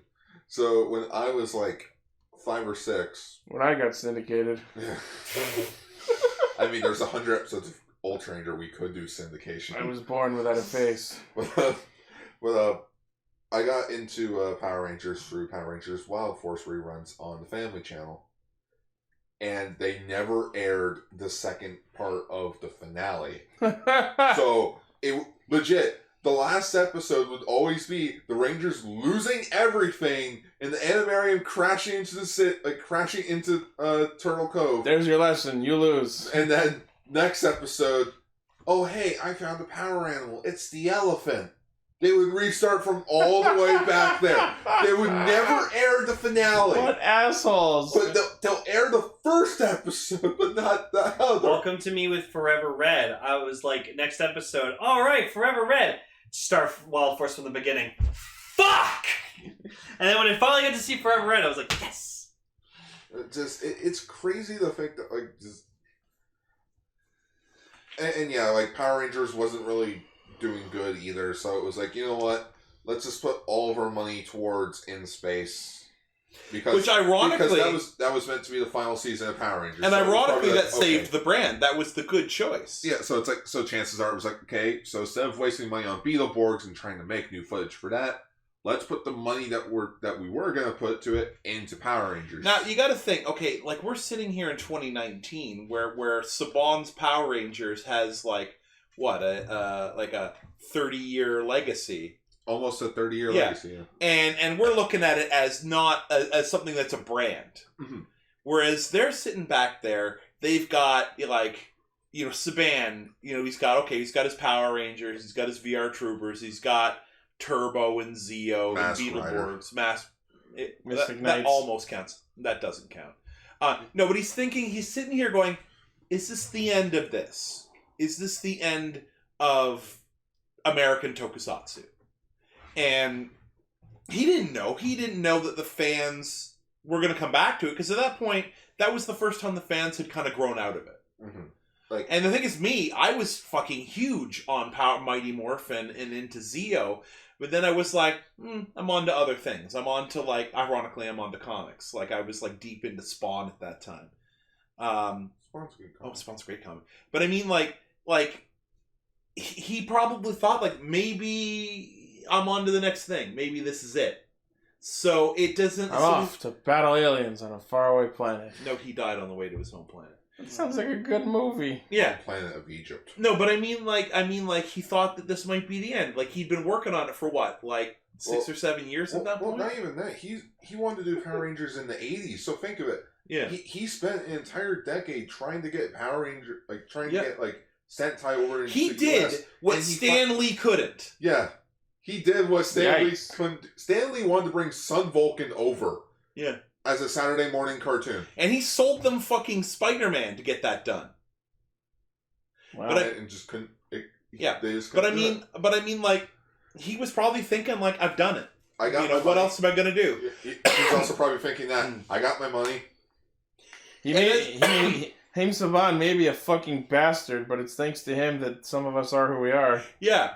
Well, Sure. it's one of those. It's one of those things where, like, yeah, he might have been a bad guy, but the people that were on the shows did some good things, except for that one guy who cut off somebody's head with a katana. But I mean, he like at this point. But the thing is that, ironically, it was Wild Force Red. First off, he didn't cut off the guy's head. He defended himself with the sword. It was manslaughter. Oh, was it manslaughter? Okay. Yeah, it was manslaughter. His roommate was like drunk and berserk. Okay, then I'm going to put Suki Levy back at the top of the I've done bad things pyramid. Simply because I kind of like to think about that since Wild Force was a Power Ranger show. But anyway, just think of it as Decker from Samurai. Yeah. So he's like, they're like, okay, well, we've got one more season, of Power Rangers. We got them in space, and that space is usually when a franchise has gone to shit. It's like, you're going to space. And if you think of it, in space. Well, yeah, even in the lyrics, it's like freaking set controls to outer space. Yeah, it's like flying higher than ever before. It's like which is funny that you and mentioned also like in space they wrapped up a lot of plot threads. They wrapped up a lot of things. It wrapped up everything. Yeah, and put a nice. And the thing is, like, he was like, well, we didn't really get to wrap up Beetleborgs, but we wrap up Power Rangers. That's where it all started. Now he wasn't prepared for the fact that space did like Mighty Morphin numbers. Like it did well. Yeah, that's what happens when you make a good show. You know what? That was probably it as well. Think of it, like when halfway through Zeo and then like into Turbo, they had VR Troopers, Mask Rider, and like Beetleborgs. But when all those shows ended, you had Power Rangers in space and Ninja Turtles Next Mutation. Yeah, but think of it this way, like just think of it. When you're not working on several projects. It's about focus. Yeah, it's more focus. So it's like in space was kind of like we're putting all of our effort into this, and it paid off. Yep. Anyways, we've been digressing way too much. Beetleborgs. So now that we've finished Borgtober, let's give some general thoughts on the series as a whole. Well, I might as well start since I marathoned the entire thing so that you guys could have episodes. See, normally here's where I'd say you poor bastard, but I still love the show, so... I'm definitely going to keep to my word to saying Metallix isn't as good as the first season. The first season was definitely a lot more better in tone and its pacing. Where Metallix felt like it was the same episode just with a different monster. Yeah. And it didn't help either that, again, the cast just kept leaving and leaving. Mm-hmm. So it's like, you don't really have a whole lot to work with. You can tell the actors aren't really into it anymore. Mm-hmm. But would I go back to rewatch Metallix? Probably not. But if I was bored, I would probably toss on an episode. Probably a Frank and Beans episode, because those were like probably one of the best. It's something to chuckle at in the background. Yeah. I was sorting photos today, and it was a nice background. I was actually feeling a pretty good mood. I was watching Beetleborgs. And now I'm not in a good mood anymore. Sorting photos, and then my laptop says, hey, you're running out of power. And I'm like, wasn't it plugged in? I reached down to where my plug is, and there was no fucking plug. You see, I'm in a Starbucks, and then I thought, oh shit, there's this guy next to me, or across from me, who left half an hour ago. And he must have grabbed all the fucking cords from under the table. And in the process grabbed mine and tugged it and unplugged it when he was just pulling it all. And he took my fucking power cord. What a bastard. Yeah. So I don't know where you are, random guy in Starbucks, but I hope you fucking die! I hope you're listening to this Tokusatsu podcast. It's a guy that runs a comic book store. Yeah, I hope you get Super Violor as a roommate. You know what? You need to, There's now one thing I kind of want to do. I want to watch Juko, B-Fighter, and B-Fighter Kabuto. If it was subbed, maybe. Yeah, that's the only downside. Like all the other adaptations have gotten fully subbed, but B-Fighter, for some reason, much like with Ultraman before all of it got licensed, it's like no one cares, no one wants to sub it because it's like, oh, Metal Hero, who gives a shit? Let's have 5 subgroups do the same show every week. But Metal Heroes, oh fuck that shit. I mean this with absolutely no malicious intent, but now you know how Kamen Rider feels about Ultraman. Yeah. How do you think I feel when there's one subgroup doing the current Ultraman show, but it's like, oh yeah. Metal Heroes is like the new kid that transfers into a school, and Ultraman is the kid who was the new kid before the new kid. It's like, finally, I'm not the bottom of the food chain. For me, Beetleborgs is alright. Like, it's... I can see, like, why I liked it a lot as a kid, because I did like Beetleborgs a lot as a kid, because that was fun. But just now, it's just... Oh, it has not aged well. It's so bad. I'll go last. Like, just a lot of the characters are... Okay, like, the monsters are funny, and, like, some parts of it are funny, but, like... I don't know, it's just for me, and I'm sorry that, like, I don't have much to say about it, but just, like, every time I watched it, I was just like, I don't care. I'm sorry. Okay. So that's my thought of Beetleborgs. Like, it's okay. I will concede that it was not as great rewatching it as I thought it was when I was a kid. I will fully admit to that. That said, there were some bits that I still laughed at just as hard, if not harder. While I don't think the good outweighs the bad in this show, I will say that there are some great bits and great moments that are worth it. I would say that Beetleborgs, as in its entirety, is worth at least one watch through, but most people probably will not give it a second. It's a shame because people nowadays, like in the tokusatsu community, just think of Beetleborgs as that rip-off of Power Rangers, and that's it. Like, which is a shame, because was Beat-Fighter made by Toei, right? Yeah. So then it was a part of it's not a rip-off, it's another show by the same company. Yeah, but like at the time, again, Saban made all these spin-off shows, and everyone just he was just firing shows in every direction to see which one landed. Yeah. And it's just like, people just were like, meh. And nowadays, everyone doesn't. Always give myself this credit. I actually sat down and watched the entire show in the span of 2 years because I watched it, like, for the few months. Mm-hmm. And, I did not have a problem with it. It was just, okay, I'm watching. Like, I was never like, ugh, gotta watch Beetleborgs. No. Every week this month that we sat down to watch Beetleborgs, I was excited because I knew I was going to laugh at least once per episode, and that sometimes that's enough. The show doesn't have to be amazing. Oh no, it just has to be at least as long as some effort was put into it. But I will agree with what you said that I think the first season was better. There were more side characters. The plots were more thought out. Although I will say Nukus carries the entire show until he gets his mega form, and then he just becomes another annoying brute. The crustacean, at least Nukus, was at least a better hierarchy villain than whatever the freaking Magnavore's main bad guy was. Vexor.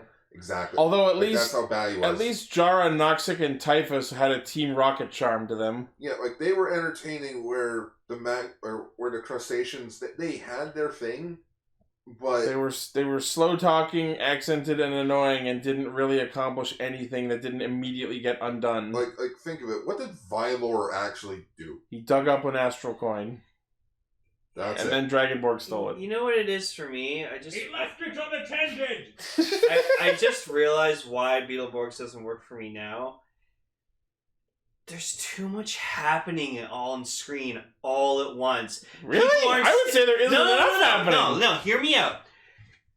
No one's just standing around for a few minutes and talking stuff. Always, people are moving. They're always doing something. Like, For 7 to 8 year old me who was like ADD autistic as fuck as a kid, perfect. I was always excited for whatever the fuck was going on. Everyone was very animated. Now, my 30-year-old like developed adult brain is now. I'm just looking at this and I'm just like, it's too animated. I can't. I cannot handle everything that's going on. Can you guys seriously just sit down, shut up, and actually talk? Yeah. Like the monsters. Oh, we're gonna get you. It's like, can you just stop? Like that got annoying too. Like I actually wish they would have just been like, you know what? Kids are all right. They've saved their lives X amount of times. Yeah, it's like if I was one of those kids and the monsters kept coming to get me, I would have just said, you know what? Fuck you. Here's your data. Fuck this. Blow up Hillhurst. You know what? Here's your data bonder. I'm done. I'm sick of coming here. I'm gonna take my data bonder and go home. I mean, just like summon the astral Just shut up your ass. Let them defend the town and be done. All right. Hanging up my bonder. Okay, so I have no fond. Like, I didn't watch this when it was first on. I was on my way out of Power Rangers when this was airing, and I remember seeing ads for it and stuff, and I was just like, and like it would start, and I'm like, like if I gave it a try, I don't remember it, but it was like I was already out of. So I don't have any fond memories of this show. Like, there's no nostalgia. I didn't exist. I expected to hate the show. Like, I was like, Gar, you fucking fuck. What have you done? What have you done, Gar? But I have to admit, I got some good laughs out of it. You know, the funny thing is, like, okay, so them in the suits, I don't give a shit about Beef Fighter, whatever. Like, I don't know that show. I don't particularly like the suits. I don't like the fights. So I found when they were doing Beetleborg shit, I couldn't care less, other than Dragonborg. Thank you. And, like, because that was funny. But the thing is, what I did love is the monsters. Like, and ironically, when I was younger, I was like, fuck, what the hell? Like, fucking Universal Monsters living on, like, what the fuck? Why are they doing that? But as watching it, I'm like, they are really funny. Like, Fangula... Monster Squad. Yeah. Fangula is, like, legitimately hilarious. Agreed. Flabber grows on you and is hilarious. Like a blue fungus. Yeah. But I mean, like, I found myself when I'm watching the episodes, like today I had to put on the episodes before that fucking asshole stole my charger. I was like, when it started out with the fencing, I was like, yeah, what are the monsters up to? Like, I want to know what Nukus is up to. I want to know what Frankenbeans is doing. So the thing is, that held up. Because that shit was funny. You stayed around for the Hillhurst and the monsters, and did not really care about the actual main title characters. Yeah, and the thing is, the kids are all right. I liked them more. And the funny thing is like, if this was just a show about these kids who were given magic powers, like their civilian powers, by Flabber, and they had to just stay one step ahead of the monsters while solving mysteries or something, that would have been a great fucking show by itself. And you know what the worst part about how the main characters are? What can you tell me about any of their individual personalities? Wait. One of them's named Drew. Oh, the Beetleborg kids? Of the 3 kids, can you tell me anything distinct about any of their personalities? No. You can't! Tell me something... They're generic! One has telekinesis, one's strong, and one of one's fast. That's not what I'm talking about. Tell me something distinct about Wolfgang. He actually goes out trying to fight a lot. He doesn't speak. Yeah, but... when he does speak, it's like... It's kind of like Scooby-Doo... Like Scooby-Doo talk words. Do you want to hear something fucked up? Want to hear something fucked up? The Beetleborgs are not the main characters. No, seriously, they're not. They have next to no character development. They have next to no stakes in actual emotional connections to things. Who does, though?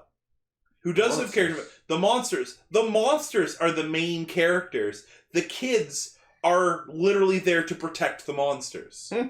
So it's actually like the big bad Beetleborgs are not the main characters of their own show. Because the thing is, the kids are... When the thing is, like, here's a mixed bag, okay? When you cast a kid in a show, it's you either get the cute, the cute, really Macaulay Culkin kind of thing, or you get boring, generic kids who haven't learned how to act yet. And these kids are okay. But I mean, like... They never went anywhere. Now, here's the problem. We better go at Flabber. Yeah, well, here's the biggest problem, okay? So, who are the kids, when they're not in the suits, interacting with the most? Flabber. The monsters. Yeah, the monsters. Who are the better actors? The monsters. Yeah, like, we're talking Flabber, Frankenbeans, Fangula are all, like, amazing comedic actors. Like, they have to be very expressive as well with the makeup. Now, I admit, the actors, the monster actors are amazing and pretty much using the kids as the straight man. You know, to literally bounce crazy jokes off and the kids are just not having. Oh, you. Like the one where it's like, yeah, we've got this person here. It's like, that's Horrible. Like, it's just, the kids have these great moments of, like, being too old for their, or, like, too smart for their shit. Yeah. But, I mean, like, the monsters are just literally what they're focusing on. They have the best dialogue. They have the most screen time. Look, you train them like a dog. Yeah. I'm sorry. And if you enjoyed Fangula, I have a moment from the first season that I absolutely have to show you. Oh, is it the kid that's trying to hunt him? No, it's the white, during the White Borg arc. Oh, but no. You know what I'm talking about. Yeah. But no, just one of my favorite scenes still ever from Beetleborgs was, like, monsters, like, the Magnivores create a baby monster, disguised as a baby, leave it on the porch step of the mansion. They knock on the door. Mumps opens it, sees the baby. It's like baby's making, like, sound effect, like, you know, baby generic sounds. Like baby noises. Mums, nope, slams door. Mine's the pizza one. What's your pizza? I didn't order a pizza. Yeah, I did. When Dr. Frankenbean shows up, he knocks on the door. Flabber opens the door, dressed up as a pizza delivery guy. He's like, "Here's your pizza. That'll be $12.95. I didn't order a pizza. I know." Takes the pizza back. I did. Closes the door on him. He knocks again. It's like Flabber in his generic outfit. He's like, yes. I know, but I mean, that's the best part of this show. And the funny thing, it's the only thing that aged well. And the thing is, like, I love tokusatsu, but I just could not give two shits. Because here's the thing, okay? So I rewatched, going back to, I recently, over this, this year, watched Zyuranger, like the original, or Zyuranger. The original thing was Mighty Morphin. And I loved it. Like, I watched it end to end, and I fucking loved it. I tried watching Mighty Morphin again. I got 5 episodes in. I'm like, fuck, I can't believe I ever watched it. Everyone I've ever heard who has gone to watch Zyuranger after watching Mighty Morphin has given me the same response. Tommy who? Yeah, exactly. It's Burai, man. Burai, fuck Tommy. Oh, Burai is definitely.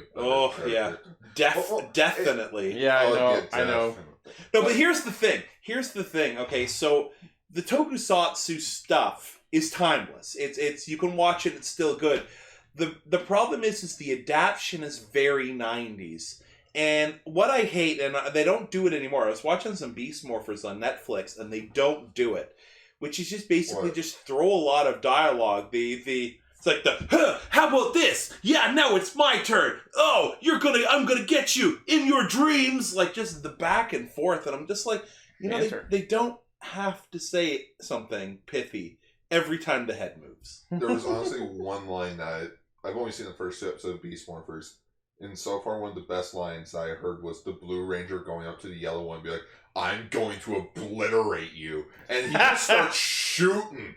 And I'm like, holy shit, he just said, he basically just told her, "I'm going to straight up murder you right now." Yep. Angry monkey.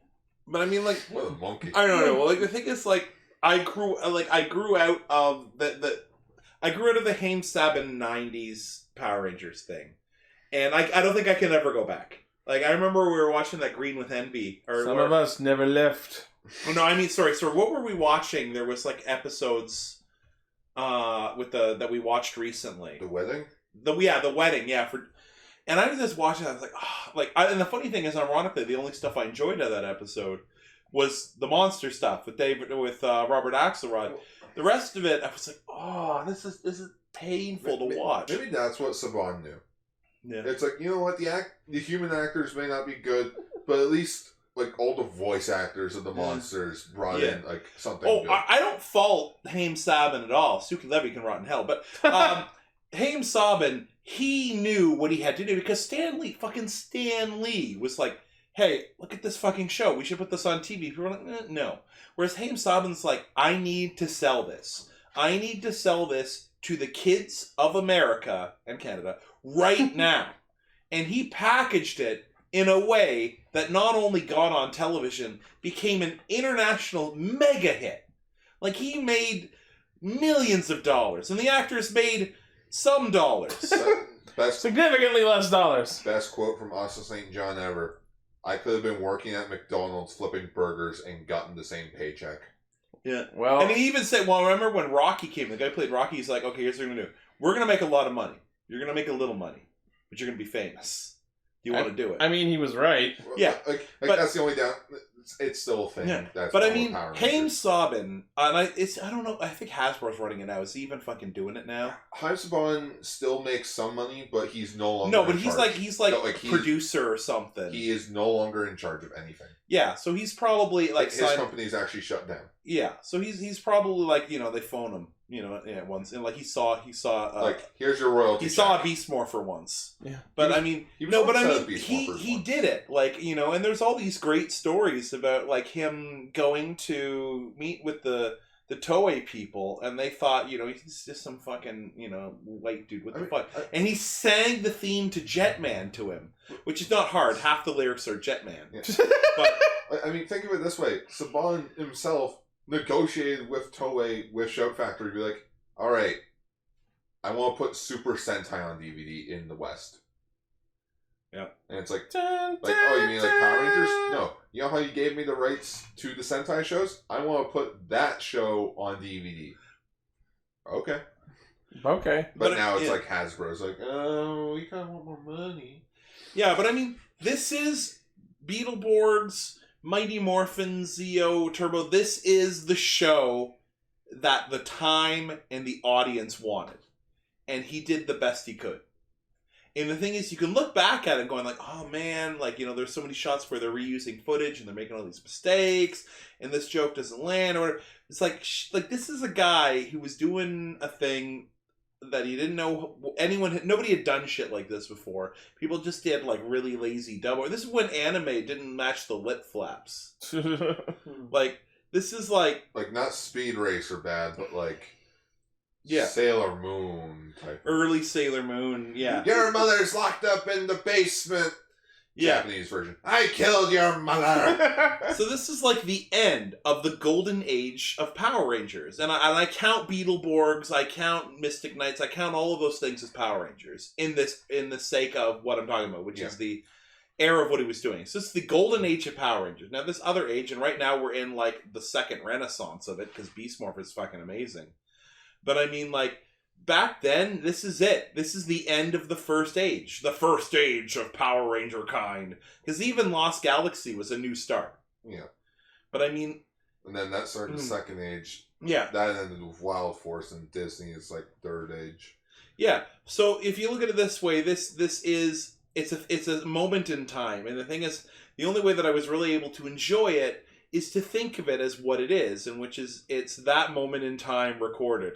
And the thing is, you can look back and it's like, man, it's so 90s, early 2000s. It's so in your face. But it was like, just look at the comic shop. Like, have you ever fucking seen a comic shop that looked like that? There's fucking pink Super Soakers on the wall. They're gonna get all the comics wet. It's weird because it's all just one comic series. Yeah, like they're only selling like the one. I guess, you know. Well, I mean, I think they have other comics, but Beetleborgs is like hot comic. It was just different issues of Beetleborgs. Oh my fucking lord! That was the worst part of it. We couldn't. Yeah, so that's why they were selling fucking toys. They had so little, you know, little diversification of the product. So it was EB Games before EB Games. Yeah, well, we can't sell just games anymore, so now we're gonna buy out ThinkGeek. But I mean, I have no real desire to watch any more of this show, but now that I've kind of got it's over. Yeah, the Beetleborgs season 2 abridged, I had fun with it. Yeah. Anyways, holy shit, over 2 hours. That was roundabout as fuck. Yeah. But okay. Hey man, I ranted, but this year it was all on topic. Sure. So, what was it we said we were going to talk about next week if the Grease movie wasn't subbed? Oh, it is sub, but it's like a poorly bootleg. I don't count that. Oh, have you guys ever talked about Captain Power? Captain Power and the Soldiers of the Future? Yeah. No. Oh, that's a cool 80s American token. Yeah, we Why? should. Is it Toku? Because I think No, it's tokusatsu in the fact that it's like fucking metallic suits and fucking CG. Weren't we talking about doing a theme month eventually of like animated shows? No, this isn't animated. It's live action. You've never seen Captain Power? No. I think I've shown Shit. you. It is actually live action? Yeah. Well, here's the thing. Not only is it live action, it's good. Oh. And the thing is, in some ways, it led into Power Rangers, because it literally was, okay, listen to this. It literally was a show where they took suits, henshins, CG effects, and told a show to sell toys, and found a way to do it cost effectively with a plot. Yeah, it sucks it only had 13 episodes because it was canceled because it was too violent. Interesting. Yeah, and the funny thing is there is anime as well. They did, okay, so here's the thing, Chris, here's how it worked. Is the toys, is you would buy these like jet fighters and shit, and they were laser guns that would shoot at the screen. And it was actually very simple. If they shot at a pink spot of the screen, they would get a point. So it's Duck Hunt? Basically. But if a yellow flashing thing was registered on the sensors, you would lose a point, like a life point. So Interesting. you had to kind of dodge the yellow while shooting at the pink. And the thing is, they made the show, like, the enemies would have these, like, cutout spots with this pink thing, and you would shoot it, and you would actually play along with the show. Cool. Yeah. After we end, you should put on a trailer just to kind of check it out. I'm very tired, so we'll have to do it another day. Well, what if I find a trailer for you? We watch it real quick. Well, no, like, Anyways, the point we're leading up to is Jikai Radio Sentai Castranger. We were planning on doing the Kamen Rider Grease movie, but since we don't yet have a proper sub of it, let's check out Captain Power next week. well, we're definitely not going to get it by the following week. Yeah. Like, the Grease movie's not coming out until, like, next year. We'll figure it out as we go. So, like, Power Rangers Beast Morphers. Okay. Beast Morphers. We'll do that next week then. And then the following week. Yeah. And every week subsequent. I don't know, you know what I mean. Beast Morphers. So I want to talk about Power Rangers. Yeah, because we haven't done Silver Medal in a while. So yeah, thank you all for listening, for watching, liking, favoriting, sharing, subscribing, and especially thank you, well, not especially, we love you all equally, but a big thanks to our hundreds of new subs that have joined us in the last month or so. So we, as always, the primary source of our hijinks is castranger.podbean.com, and we will see you all next week. Skip the dishes. Yeah, skip some dishes and save $7, and then we get $7. Every Studios on Instagram and Terrence Savage Fox on Instagram. Shameless plug. Go watch Ultra Ranger. Go watch Ultra Ranger. You guys did the same shameless plug. One of you has to change. Ichi Studios on Twitch, YouTube, and Mixer for I game started streams. streaming now, so twitch.tv/lane113. If you want some solo lane follow me content. up. Yeah, I'm okay for now, but if I have someone to chat with, then I'm more... Well, let me know when we can stream whenever. Yeah. I do the thing. Yeah. All right. Thank you all, and we'll see you all next week. Bye.